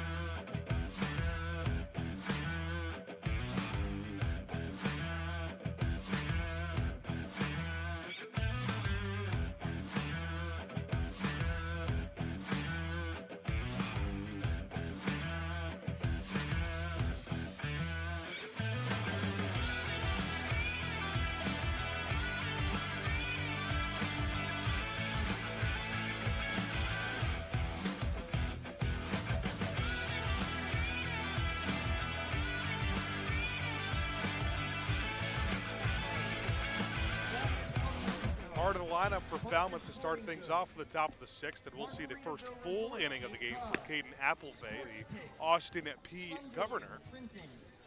Came in the bottom of the 5th with runners on first and second. He got the one out he needed, got Mike Adu to pop up to second. So he'll face 2, 3, 4. It'll be Antonio Morales to start things off. Commodores trail 4-0 in the top of the 6th inning to the Wareham Gatemen. They have 12 outs to work with before heading back under 500. They've been there before, almost immediately after a 1-0 start against Chatham. They would lose their next 2, both at home, to Brewster and Harwich. First pitch to Morales comes into the slider above the letters for ball 1. Morales 0 for 2, trying to avoid the hat trick. He's got 2 strikeouts, 1 looking and 1 swinging.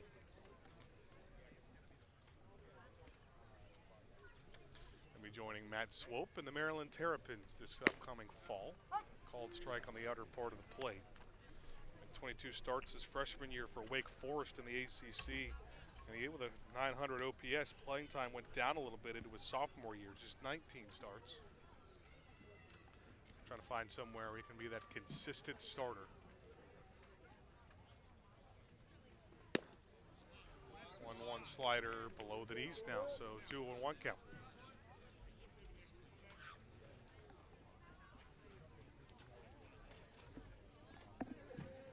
That pop-up in the second does close the door, though. Or, excuse me, pop-up 2 second in that 5th inning does close the door on a terrific day from Chase Richter. Fastball way above the head here. He goes 4 2/3 innings, scoreless, gave up a couple of base hits, walked 2 batters, but 8 strikeouts for him. That adds on to his 6 from his first start, so a total of 14 strikeouts in his first 2 appearances. A 3-1 count on Morales coming up, and it's ball 4. Change up low again. So Falmouth will once again put the leadoff runner on first. They did so with a hit by pitch back in the 5th for Landon Moran. Now the Commodore 3-hitter Osterhaus still trying to break out a little bit this summer. 0 for 2 with the ground out to first and a strikeout. And just 167 coming into today. 457 OPS.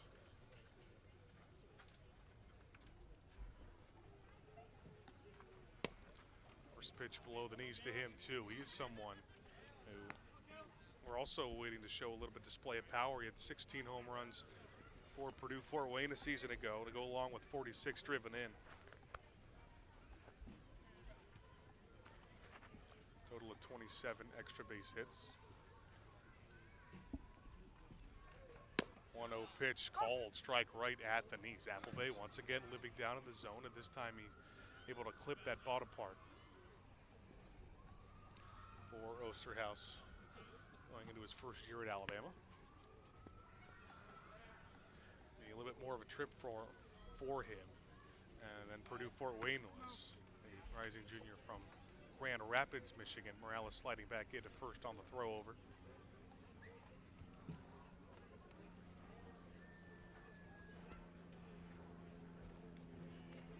Made an impact for Purdue Fort Wayne right away. Top 5 in the Horizon League his freshman year in batting average. Runner takes off. That ball is grounded back up the middle, and that'll get through for a base hit. Morales was on his horse. He's on his way to third. It's picked up and left by Ritchie. And some trouble getting it back into the infield. Morales thought about trying to score home. It's eventually picked up in the middle of the infield by the first baseman, Daly. But a walk and a single, and Falmouth has men on the corners with nobody out of the top of the 6th inning. And the first time they've been able to put 2 on with nobody out so far this game. Now Kyle Morrison, the cleanup hitter. Really good execution on the hit and run where that shortstop has to cover second base when there's a lefty at home plate. You send it right back where no one is. Yeah. Pretty simple. Falmouth still looking for their first run of this game, trailing 4-0. And Orton's going to take off for second, swing and a miss. There will be no throw down from Rose. So Osterhaus is in there standing. Maybe trying to bait a throw to get Morales home. But now 2 in scoring position. That'll take away the double play threat. Pitch was in the zone though, so an 0-1 count on the lefty Morrison. 0-1, change up outside to even it up. Morrison started his college ball. Morrison's a JUCO guy, played at Shelton State for a couple of seasons before he started 51 games a year ago for South Alabama. Stay in the Sun Belt, transfer to Southern Miss.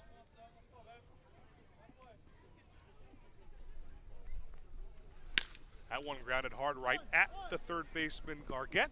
And the throw over to first is in time, but it gets the run over. Antonio Morales in. Osterhaus will stay put at second base. They had Falmouth on the board for the first time today on the RBI 5-3 ground out. Harrison from Texas A&M. The first out of this inning. Just good situational hitting there by Morrison, where you don't have to do too much. Just put the ball in play and give your your runner a chance to come in and score, and hopefully just create a little bit momentum for Falmouth. It's kind of really been stuck in the mud, especially with runners in scoring position. Also, though, with a 4-run lead until that point, if you're Wareham, probably not too upset with that out either. You get the out, called strike one at the knees now to Bear Harrison. Harrison 1 for 2 today. He had the first hit for Falmouth with a single back of the second before striking out his most recent time up. Applebay keeping a close eye at second. Now Harrison drills one into left center. Yost and Ritchie both going on it. It's the left fielder Ritchie to haul it in, moving over to his right. And Osterhaus doesn't think about testing his arm. He stays put at second. So 2 quick outs. One of them gets the run in. But this second one, nothing productive for Falmouth, and the last hope to keep this top of the 6th inning alive is the left-handed hitting Landon Moran.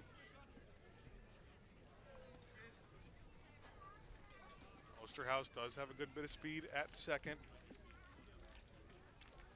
Most singles will score him. And the first pitch bounces into the chest of Rose. Wants to throw down to second. I thought Osterhaus was a little too far off the bag, but in there without a problem. Moran just 0 for 1 today in his only official at bat when he rounded out the second. Started last inning, the top of the 5th, getting hit by a pitch in the back. 1-0 change up, low and outside, and a nice job by Rose to keep it in front of him. So a 2-0 start for Moran. Applebay's first full inning ran into some trouble at the very beginning. Used mostly as a reliever for Austin Peay. He didn't really go deep into games. His longest appearance was 4 1/3 against Florida Gulf Coast. Change up at the knees called, strike 1.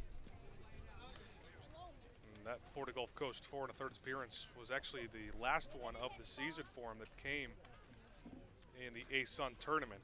Gave up 3 base hits, but it was 4 1/3 scoreless. Couple of walks, had 6 strikeouts. 2-1, breaking ball again a bit above the zone, so a 3-1 hitter's count for Moran.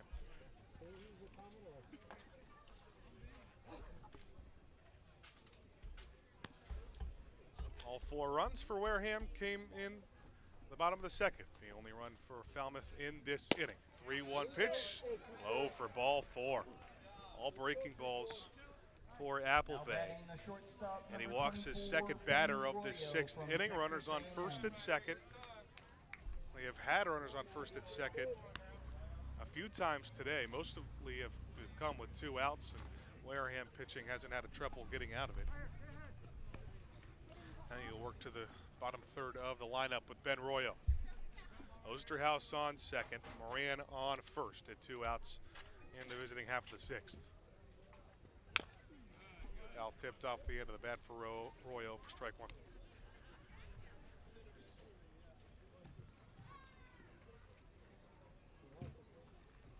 Royo struck out looking his first time up. He's yet to put a ball in play. He's got a walk and a strikeout today. Standing in the right-handed batter's box, awaiting the 0-1.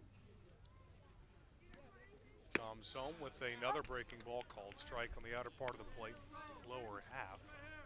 Applebay takes his time a little bit, uses a lot of that pitch clock. Works very differently from Richter, who worked very quick. Really uses his size to his advantage as well. And this at bat, he's got Royo with an 0-2 hole with a couple on to 2 outs, trying to strand them both. Foul ball, looks like might have been off the foot of Royo, nonetheless goes down the 3rd base line. Hits something. Stands in at 6'7", 245 pounds, and does a really good job of hiding that baseball really late. Got that extended left kick where that left leg is all the way almost out to the end of the dirt on the mound. Well, this has been a long inning for him. Even though just 1 run across, fastball called, strike 3 right down the middle of the zone. Arroyo with his second strikeout of this ball game, and just a third of the way left. Falmouth gets on the board. They still trail by 3. It's 4-1 Gatemen. Going to the bottom of the 6th here on Cape League TV.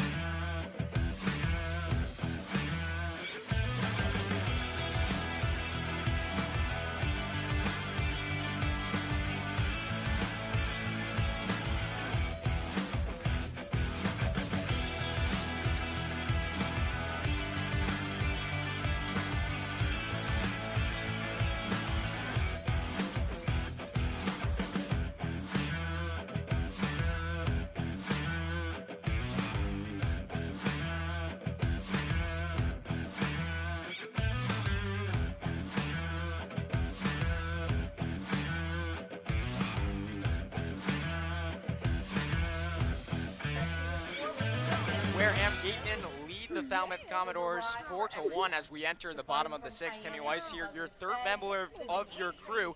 The Falmouth Commodores broadcasters are seated next to the home dugout in the Falmouth Commodores. The home broadcasters for the Wareham Gatemen are inside the John H. Wild press box.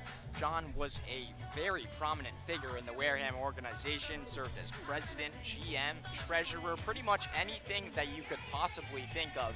Had a very long 25-year career there. The press box was named after him in 2008, and he was inducted into the Cape Cod League Hall of Fame in 2007. From Florida. Thank you, Tommy. His Wareham Gatemen are in the driver's seat of this ball game, heading to the bottom of the 6th. A 4-1 Commodore lead. Trevor Baumler back out to the mound now for his third inning of work. Fastball called strike on the outside corner. Start of the 6th inning will be 6-7-8 with Hayden Yost leading things off for Wareham. Yost, the rising junior, playing his baseball down in Gainesville, and he hits one hard foul down the first base line, gets out of play all the way near the Falmouth bullpen. Was an everyday starter for Florida a season ago. All 3 outfield spots, got at least 1 start there. Mostly a bottom of the lineup guy, but he was really a do-it-all guy. Led the team in both sacrifice flies and sacrifice bunts. Rounder to the left side of the infield. Couple of hops picked up by Arroyo without a problem, and a throw across to first for out number 1. Now batting the catcher, number 7, Mac Rose from Vanderbilt. Just 18 pitches.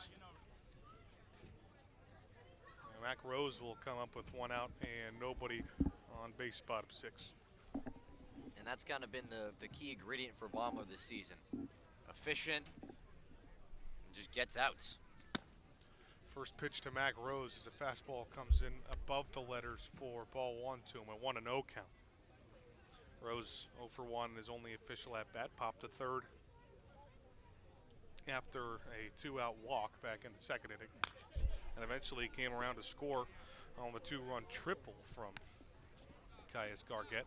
Fouls another one off on a changeup, even that count at 1-1.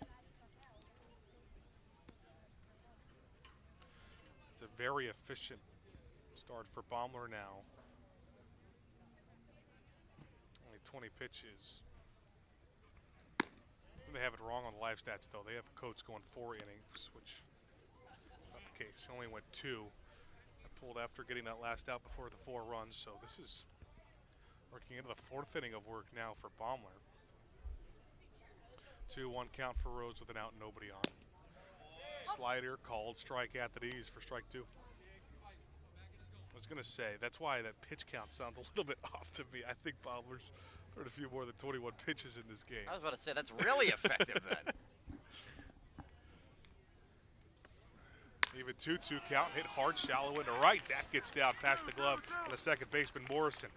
Thinking about second will stay at first. It's picked up by Morales in right. And a quick throw in for a 1-out single. It's the 4th base hit now that Baumler's given up at his relief appearance.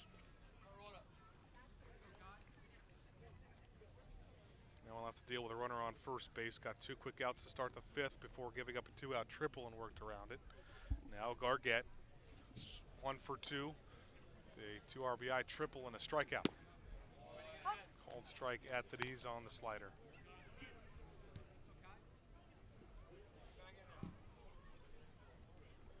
Gargett played 40 games last year for Kentucky. Some of those appearances, though, were just as a defensive replacement where he didn't get in that bad. Another guy who can play all 3 outfield positions. Lined hard off 1 hop at third, but thrown away by Osterhaus. It's over the head of Royo and into right field, thrown back in quickly. So runners won't advance any further, but Gargett will get first with Rose get up to second on that miscue from Justin Osterhaus. And really one of those throws where maybe he was just surprised about how hard that ball was hit to him, and I don't think he had to be rushed at all because there was plenty of time for him to get the out at second, and Gargett not really so much a speedster down the first baseline, but just overthought the throw. Now Wareham trying to add on to the lead and put this game maybe a little bit out of reach. They're up 4-1 now. Bottom 6 with runners on first and second. Still 1 out in this inning, and a late throw over to second from Baumler before he comes home with his first pitch to the Wareham 9-hitter, Chase Cruson. Righty on lefty matchup. Baumler having to work out of the stretch now. And will come home with the first pitch. A big swing and a miss on a fastball 90 miles an hour. That Cruson was behind, and we'll go down 0-1. Reached both times up today, a walk and a strike, or walk and a single rather, single back in the 4th. This is the second base hit that Baumler's given up. Fastball runs off the plate to even the count of 1-1.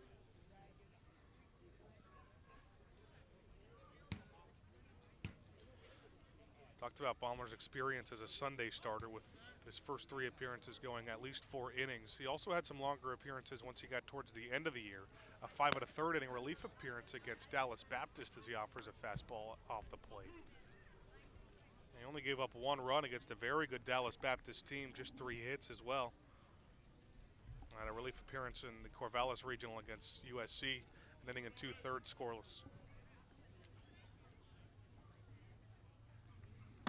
2-1, check swing, definitely didn't go around, it was way up and brought Harrison out of his crouch. Now a hitter's count for Cruson.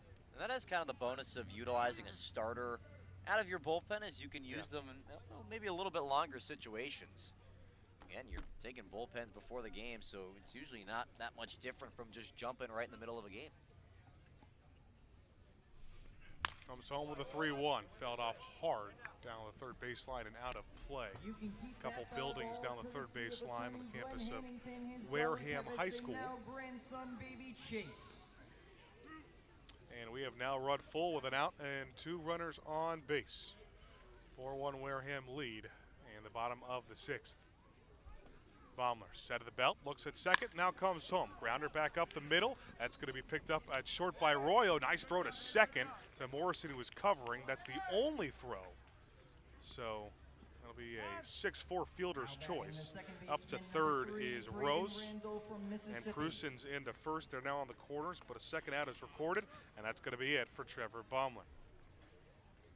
Jared Saltalamacchia lunges towards the mount and will grab his righty in lieu of a new pitcher for Falmouth, trying to get the final out of this bottom of the 6th inning. We'll be back after the pitching change on Cape League TV.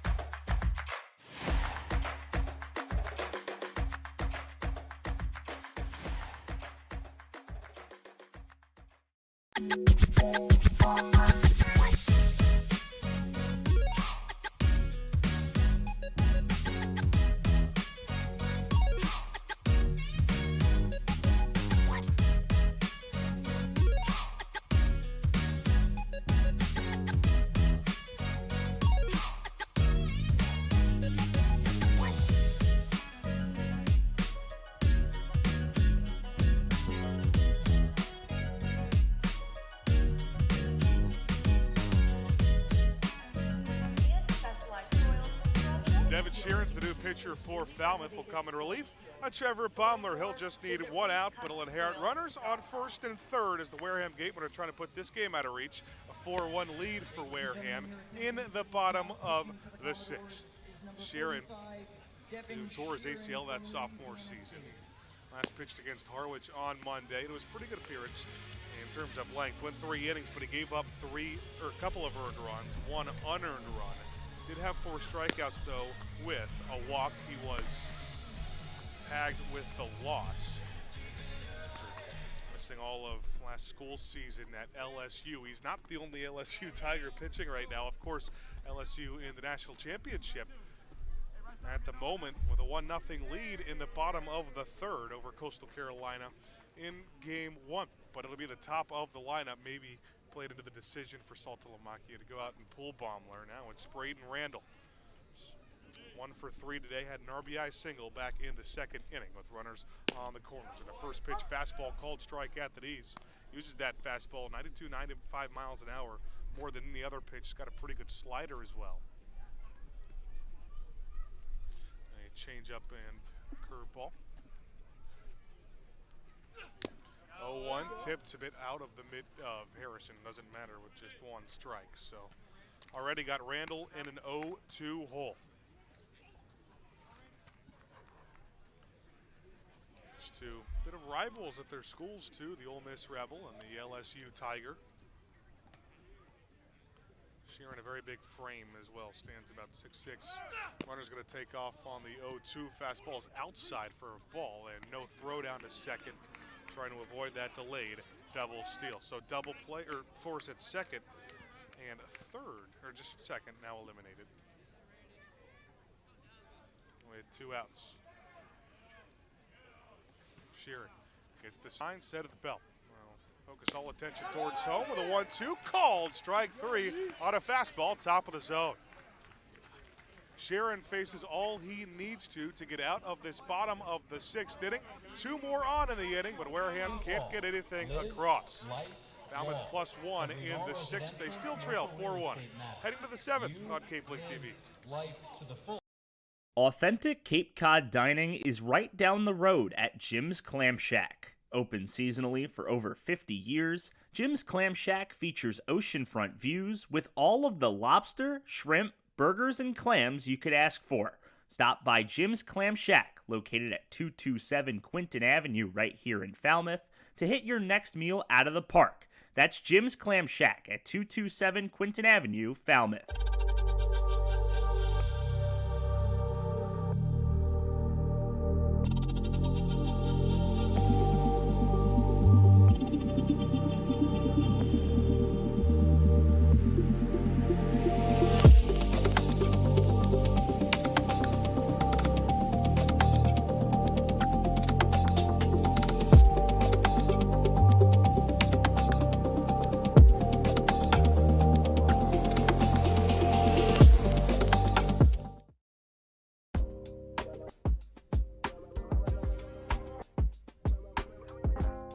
I'm David McCann, a catcher from Virginia Tech, and you're listening to Commodores Baseball on Cape League TV.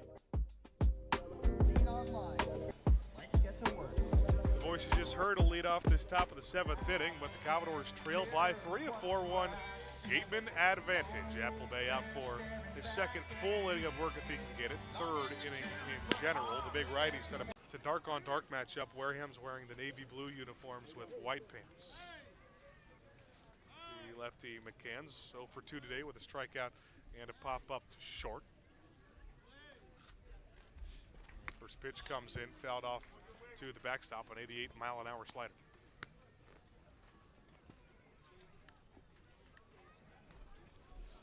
McCann Moran's already got a couple of starts this year. Started opening day as the catcher. You'll see him both in that catcher and DH role.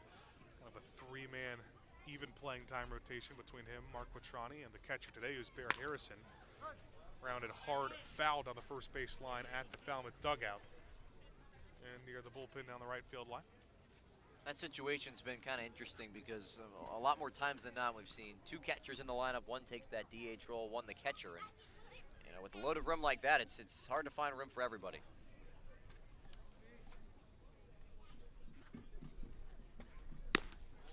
Two fastball goes way upstairs from Applebay. He's walked a couple of batters, both last inning, Morales and Moran. Something about the MOR beginning of the first name. Can they call it a prefix? Yeah. MORA too works for it too. Moran and Morales. 1-2 count on McCann leading off the inning, and a changeup falls outside. So McCann bounces back, evens the count back up at 2-2. Played a school ball at Virginia Tech where they had some struggles in the ACC, finished towards that bottom four despite a little bit of a run of the ACC tournament. He said he really learned how to deal with struggles, deal with adversity this past season. And Virginia Tech, change up low into the dirt again, runs the count full. Someone in the bullpen for Wareham, Patrick Galley, Ole Miss Rebel, to lead off the inning. Now comes home with it. McCann pops it up high, shallow right field. Randall, the second baseman, going up. He's got an eye on it, and he'll grab it in outfield grass. Second pop-up of the game now for McCann. Now the bottom of the lineup, Carl Schmidt, the 9-hitter. Going into his redshirt sophomore season at Cal. Not going far. He's from Petaluma, California. Well,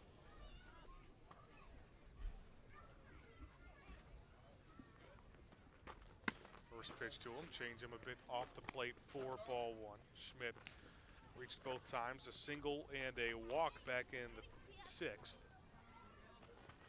Check that was the 5th inning. He ended up getting stranded there after the Mike Cadu pop-up. 1-0, change up, called, strike at the knees. Beautiful pitch from Applebay. Austin P didn't exactly have the season they wanted either. Some sort of jolt, some kind of momentum swing, because we saw back in that 6th inning, create a little bit of havoc on the base pass to score a run one, but he created a little bit more than that. They trail the Gatemen 4-1 on the top of the 7th. Gatemen haven't scored since that bottom of the 2nd inning. First pitch, slow wild at a 2-2 count. With 2 outs, nobody on base at the top of the 7th. Also interesting too to have a press box in one end zone, if you will. Yeah, I didn't think about it that way. They have one above the left field bleachers right now. Set of the belt for the 2-2. Grounder, this time at the third base dugout, which is Wareham's. But it definitely looks like this behind home plate one is the bigger one. But maybe they don't use it for football, only for baseball? I think it was part of the renovations here to the field. It looks like it was, yeah, certainly. Absolutely. Looks very new, very modern. Applebay taking a couple more signs, shaking them off before coming set once again and dealing home the 2-2, trying to get out of the inning at his first 1-2-3. Kicks and fires. Change up, hit high in the air, this time shallow left field. The shortstop Sheehan going back at an outfield grass. He's got the grab. 1-2-3 inning for Hayden Applebay. Starting to settle in. Falmouth bats go quiet again. Time to stretch from Spillane Field. 4-1, all Gatemen.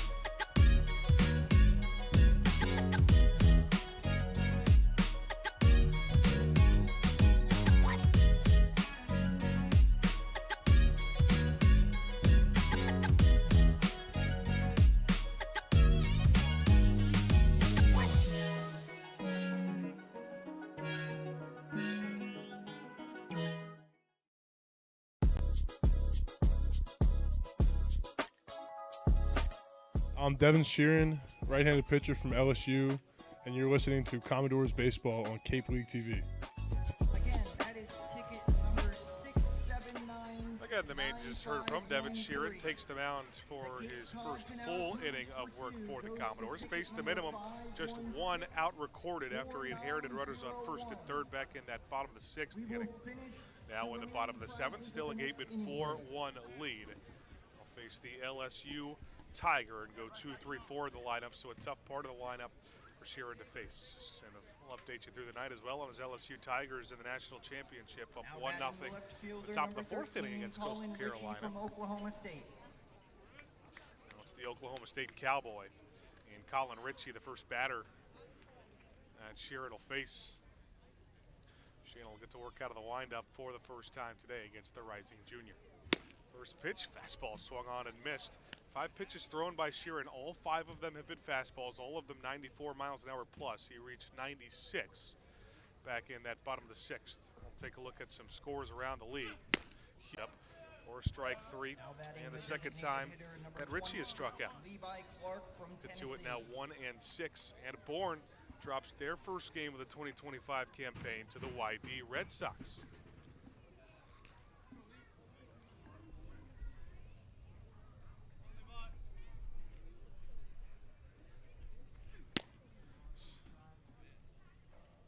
Pitch now to the 3-hitter Levi Clark is change up below the zone.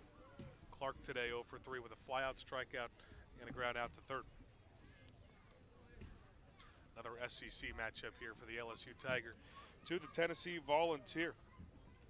Clark was an everyday part of that Tennessee lineup. He had a 2-run home run in the regional a couple of weekends ago. Called strike on the upper part of the plate.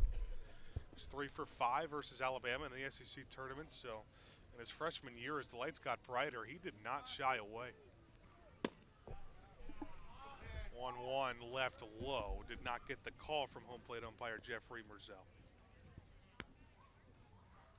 1 gone in the inning. Nobody on base at a 3-run Wareham advantage.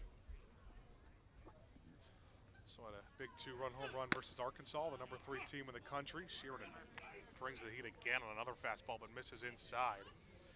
Gives Clark the hitter's 3-1 count. Already the 9th All-American as a freshman for Tony Vitello as well, is building up a really good program. This one grounded on a couple of hops to third baseman Osterhaus. On the run, will make the throw across the diamond and record the second out of the inning. Good to see him just after that E5 back in the 6th. 2 quickly down in the 7th. It's Ty Dowley, the last hope for Wareham to get any insurance in this inning.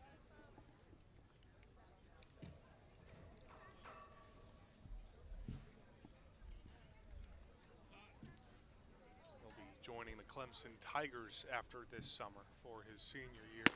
Fastball called strike on the outer part of the plate. Comes in at 97 miles an hour. Now that's his top speed today.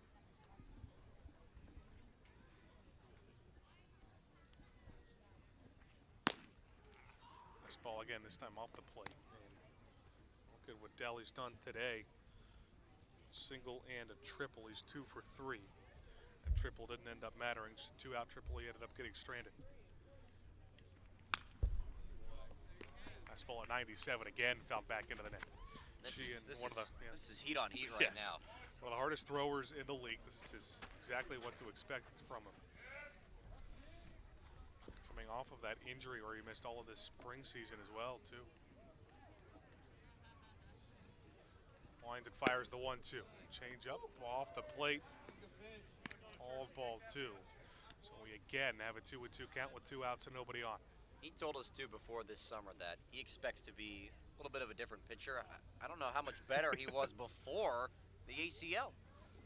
Comes up with a 2-2 with that fastball called. Strike 3 at 97 again. Devin Sheeran bringing the heat. Couple of strikeouts to this 1-2-3 inning of the 7th. Falmouth got to get the bats going, though. They got 6 outs to work with, trailing by 3, heading to the 8th on Cape League TV. Whether you own a car, home, business, or investment property, it's critical you keep it secure and protected.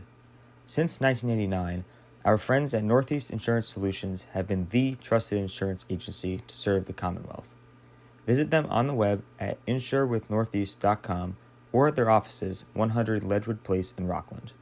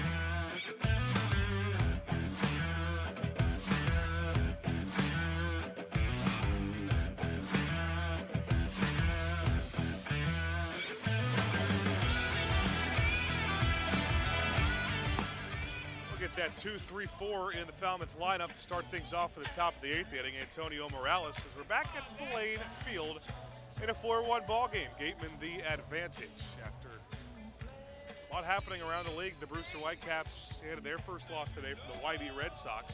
The Commodores will play the Red Sox tomorrow back at the Gov for home game number 4 of the 2025 season. For the first pitch of the inning to Morales. Breaking ball, called strike in the bottom part of the zone, comes in at just 78 miles an hour. Now for Morales. I've seen through the first week and gotten to see a lot of these new Cape League teams, a lot of Wake Forest Demon Deacons this past season that are here on the Cape. Morales, a grounder down the first base line that is called fair as it's picked up at first and stepped on first by Ty Dowling. Of course, Morales not staying at Wake Forest. He's got a teammate, Zach Johnston, another Demon Deacon. Plenty of guys from New England as well. Yeah. Heavily recruit from this area. I don't know what it is about Cape Cod and New England. Those two things going hand in hand. Well, Cape Cod is in New England, so. That might do it. 1 out, nobody on base in this top of the 8th inning. Now 5 outs to work with. It's Justin Osterhaus at the plate. And he'll take the first pitch and hit one hard into right field. Going at it is Cruson, and that one, see, caught in right field. We have a tough angle down the right field line with the dugout. We are literally as next to this Falmouth dugout as you can possibly be, so our view is blocked a little bit. Had to stand up. I'm not as mobile as I once was, so I couldn't get out there to see it. Hey, you played basketball in high school. I did play basketball in high school. Ball was caught in right field. It was hard off the bat from Osterhaus, and 97 miles an hour exit velocity. It's Cruson who makes the play in right, so a quick first 2 outs in the top of the 8th inning. And Kyle Morrison will look to keep this inning going. Morrison for 3 today, but he did have that RBI ground out back in the 6th inning. Responsible for the only run that Falmouth has today. It's a 4-1 game here in the 8th. Change up in the dirt. That's now 2 balls and a 2-0 count to the Alabama native. Heading out of his home state next season to go to Southern Miss. It's a big games this year, though, in the Sun Belt. A 5 RBI game against Jacksonville, obviously not a conference game, but 2-0 fastball in the dirt, bounces up, but a nice job blocking it by Rose. And a 3-0 count for Morrison. You give him the green light here? I think so, just to give him a chance. He went deep last night. That was on a 2-1 pitch. Of course, if you're Appleby, you're staying away from him. Did have that solo shot. His first home run and first RBI of the summer league season. And the change-up's inside, so a 4-pitch walk to Kyle Morrison. And if you're Falmouth, you start to look at that bottom of the 2nd and start to hope you model it off of that. It was a 4-run inning for Wareham where there were 2 quick outs until a pretty quick walk for Hayden Yost and then another walk for Rose. And a few base hits, but Wareham might make a change. A meeting on the mound. before Bear Harrison could come up to the plate. And they are going to the bullpen. So that's it for Caden Applebay. He's responsible for the runner on first base, but that a pretty good day for him and release of Chase Richter. Commodores with 2 outs will try to at least cut into this lead a little bit, trailing by 3 in the 8th on Cape League TV.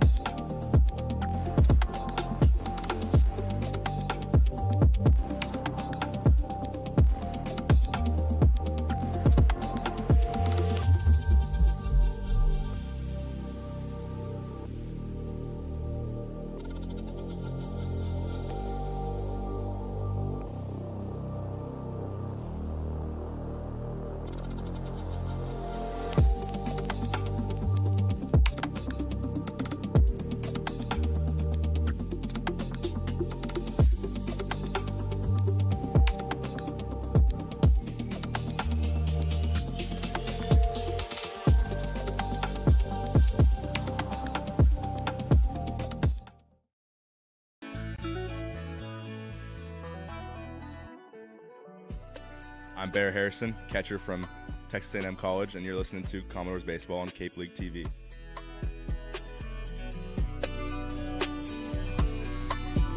Game-tying run on deck here at Falmouth. They trail by 3 of the runner on first base, so the Wareham Gatemen go to the bullpen. Their third pitcher of the day is the rising junior from Ole Miss, Patrick Galley. Originally from Biloxi, Mississippi, and he will face the middle of this Falmouth lineup. Just needs 1 out, 2 outs with a runner on first base for the Texas A&M catcher, Bear Harrison. So an SEC West matchup. Of course, SEC West no longer a thing, but A&M and Ole Miss. After Kyle Morrison worked a 5-pitch walk that Caden Applebay pulled from the game. Harrison 1 for 3 today with a single back in the second inning. A strikeout and a flyout are his most recent appearances. This past year for Galley, 8 appearances, all of them in relief for the RA exactly at 9. So first pitch and swinging is Bear Harrison. It is shallow right. The second baseman Randall going back. That'll make the play on a back pedal for out number 3. Randall looking like a quarterback pulling that ball in. But Falmouth Commodores down to their final 3 outs. The Gatemen will try to add some on in the bottom of the 8th with a 4-1 lead on Cape League TV.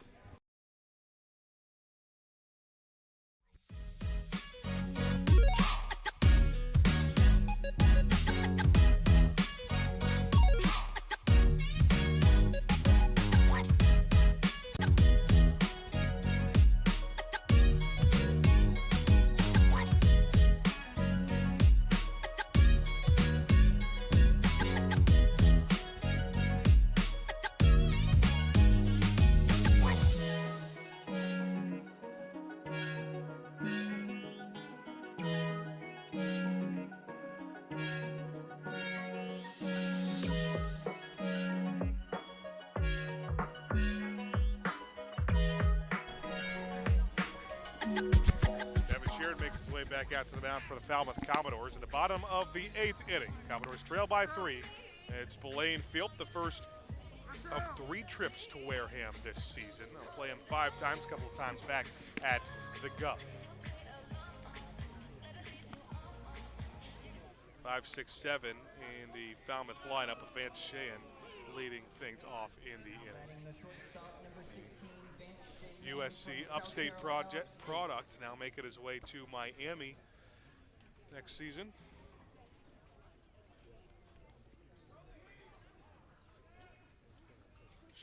He's had a very successful relief appearance, really just living with the fastball so far. Done a nice job. An inning and a third with 3 strikeouts. Got his ERA down to 4.15 after giving up a couple of earned runs on Monday against Harwich. First pitch comes out outside for ball 1 to Shea. 61 starts a year ago for USC Upstate. Fastball above the zone now. And that Big South Conference. Start of the year with a 4-for-5 day against ACC opponent Boston College. USC Upstate ended up winning the Big South tournament, making the Clemson Regional. Clemson misses at the 2-0 pitch, make it 2-1. And he struggled a little bit in that Clemson Regional, went 2 for 8.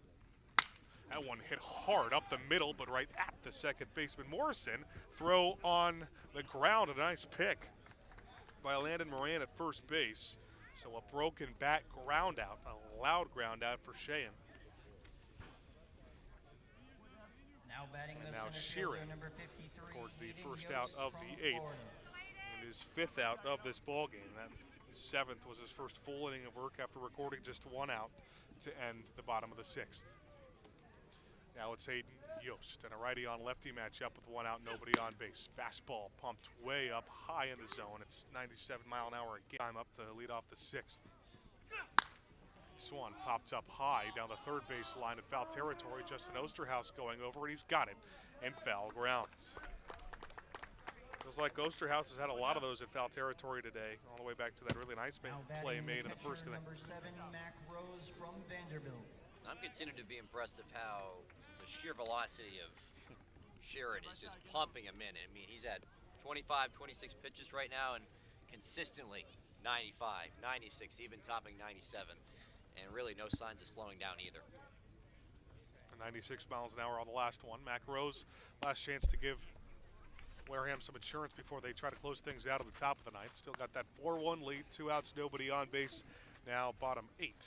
And Sheeran offered one way high, got away from Harrison behind the plate. So a 1-0 count on the 96 mile an hour fastball.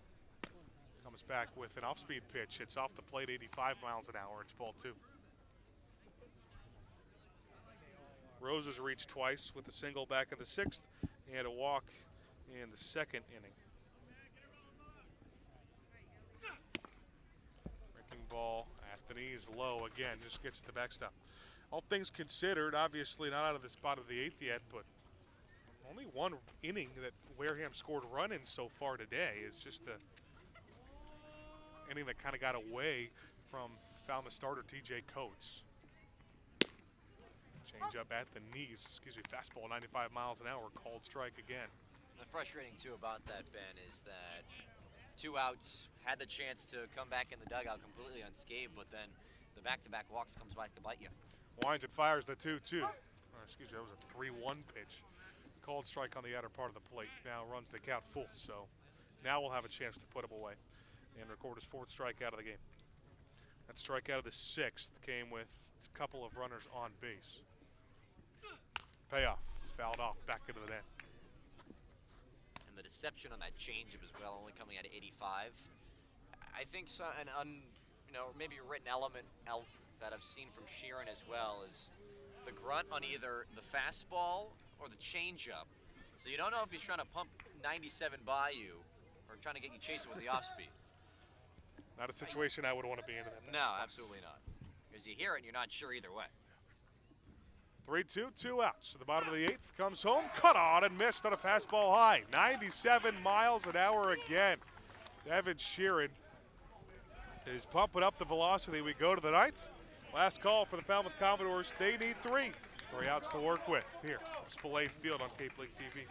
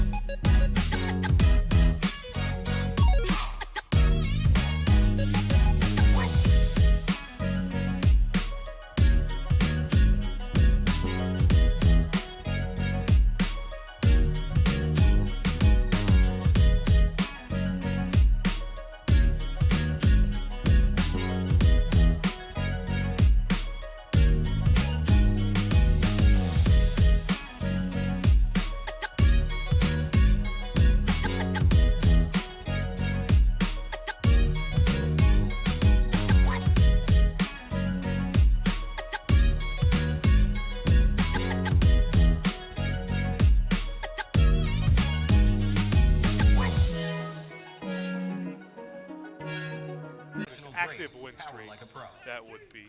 And this active win streak, that would be. And the spot of the lineup the Commodores have to do it is 6, 7, 8. Moran, Royo, and David McCann due up for the Commodores. It will be Patrick Galley to try to close things out for the Gatemen. Has thrown just a third of an inning so far. He got that last out with a runner on first base in the top of the 8th. We'll work out of the stretch immediately. First pitch to Landon Moran comes home low for ball 1. Moran's 0 for 1 today, but he's reached a couple of times. He was hit by a pitch in the 5th, reached on a walk. His most recent time up in the 6th. He's also grounded out to second. 1-0, grounded right at the shortstop, Sheehan, and will make the throw over to first. A couple of hops, steps, the throw almost next to second base. Commodores down to their last 2 outs with Ben Royo at the plate. Actually, check that, a pinch hitter. Kent Schmidt will make his way to the batter's box. It'll be the day for Ben Royo, but Schmidt not getting the start. Kind of part of that first base platoon.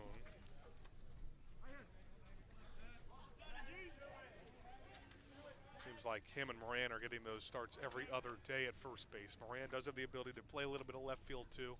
We saw that a couple days ago. First pitch to Kent Schmidt, change up low, into the dirt for ball 1. Hitting for the Commodores, number 10, Kent Schmidt from Georgia Tech. Schmidt just hitting 133 on the year. Just the 2 base hits for him.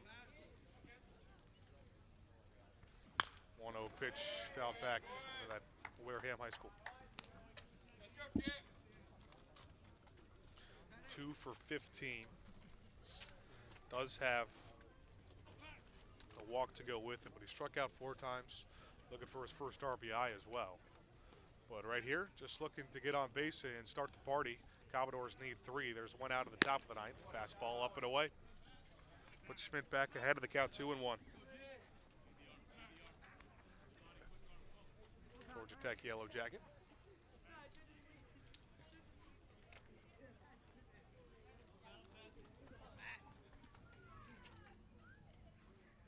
Galley out of the stretch, comes home with a fastball outside again.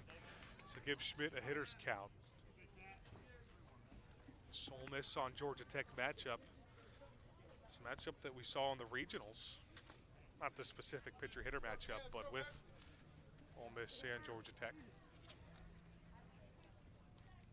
Saw them play in that 1-1 game to stay alive. Ole Miss got the better of Georgia Tech. Fastball up and out of the 3-1 again. So the Commodores have the first base runner. The game-tying run will move up on deck as David McCann steps to the plate. Just Schmidt's second walk of the summer. And immediately will, out of the game, he'll be pinch hit for the new UCF Golden Knight, Now batting the designated John hitter, Smith. number 12, David McCann from Virginia Tech. Commodores bring another ACC bat up to the plate in David McCann. Get a little bit more speed on the base pass as well. 2 steals so far for Smith here in this summer. Of course, that run doesn't really matter right now. You got to get the next guys in line on base. Not sure how aggressive he'll be. 1 out, 1 on the top of the 9th, and a 3-run deficit for the Commodores. First pitch out of the stretch to McCann's fouled back into the net. Save of the season. Fastball called, strike on the outer part of the plate. That was a very large zone for Merzel. Kind of felt like it was larger earlier in the game, then kind of shrunk, but it's gotten pretty wide again. And it's putting David McCann a 0-2 hole. Smith, a solid lead off first base.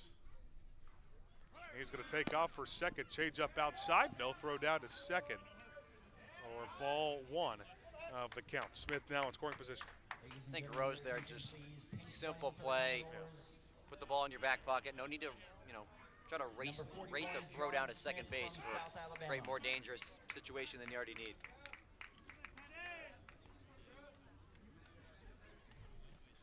Galley's now up to 11 pitches, and a fastball runs up off the plate again outside, so 2-2. Runner on second with 1 out. Still a 4-1 lead for Wareham. Now even 2-2 for McCann. Galley very similar in a sense to Sheeran with that high 90 velocity fastball at 96, not 98. 2-2, fouled off. McCann stays alive, doing a very nice job. Had 27 batted in his school season at Virginia Tech to go with his 11 home runs. Total of 24 extra base hits. He had 12 doubles. With that 275 batting average and 954 OPS. Alley set at the belt again for the 2-2. Fouled off of that exact same spot. Tried to blow another fastball by him at 97 miles an hour. And McCann spoils it. That's what Galley's just going to keep doing, pumping that outer third of the zone, make McCann sit back on that fastball and drive the other way. Smith off second. Still just one down. For the ground out to lead things off for Moran. Fouled off a couple of 2-2 pitches. Gets the 2-2 again. It's low. Counts run full. David McCann is now awaiting pitch number 8 of this at-bat. And a couple of nice at-bats to start this game too before his pop-ups.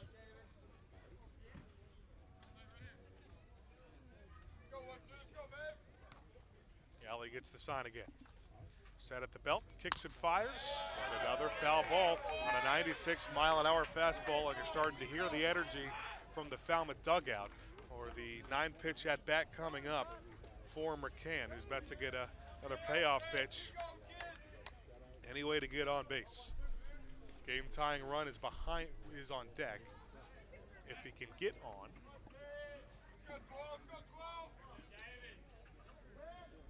Smith at second, now comes home with a payoff. And another foul ball on a fastball, 97 again.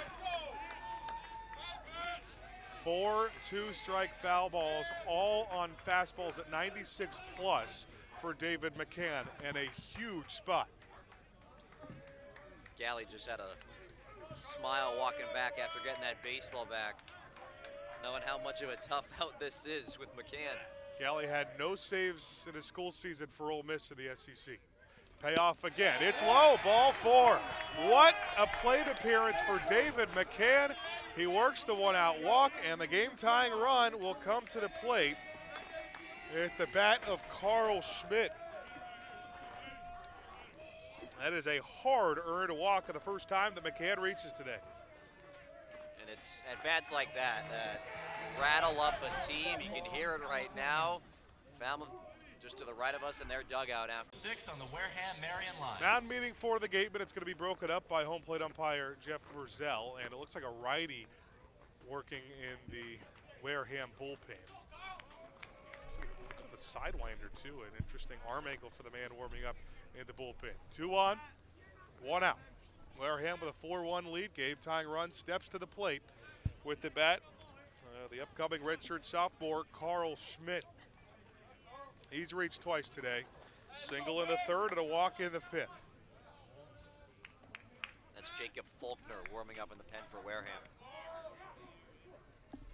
Galley with a 1-0 right down Broadway. 96-mile-an-hour fastball, even 1-1 count. That's what Galley can do. But he got hit pretty hard in SEC play this year. His batting average against was .419 for Ole Miss in just his 8 appearances. Change up low. Try to come back with the off speed. Now he's down to the count. One fell into the dirt. Decent speed on the pads with Smith and McCann. Falmouth has just one comeback victory. It was last night against Orleans back at the Gov. 2-1. Schmidt hit high in the air, shallow right. Crusen's going to come in, as well as the center fielder, Yost, and it's Hayden Yost to make the play and keep the runners put. Smith stays at second. McCann stays at first. The second out of this top of the 9th inning and the last hope for the Falmouth Commodores. As the man is trying to keep a home run streak alive. He's had 3 straight games with the home run. And a 4th here could not possibly come in a bigger spot. You got power pitcher on power hitter with Galley on New.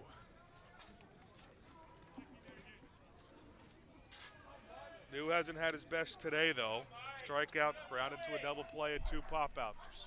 He's 0 for 4. And he fires a fastball past him at 97. Falmouth fans just hoping New can connect with one of those fastballs with the raw power he already has. Get that barrel around. Smith, McCann, both solid leads off second and first respectively. It's Antonio Morales on deck. Grounder down the third baseline. Going to be a tough play. Chopper picked up by Gargett. Throw to first in time for the out. So the comeback bid for Falmouth comes up short. That huge. We go 0 for 8 tonight with 7 runners left on base. And again, only scoring one run. And we've said it a couple times in these first couple of games, Ben. One inning gets away from Falmouth and the offense can't climb back up to get it. And I made this point a little bit earlier, but the shame too of that coming with 2 outs in 1 inning and being kind of stifled all throughout. It's a frustrating loss tonight, no doubt.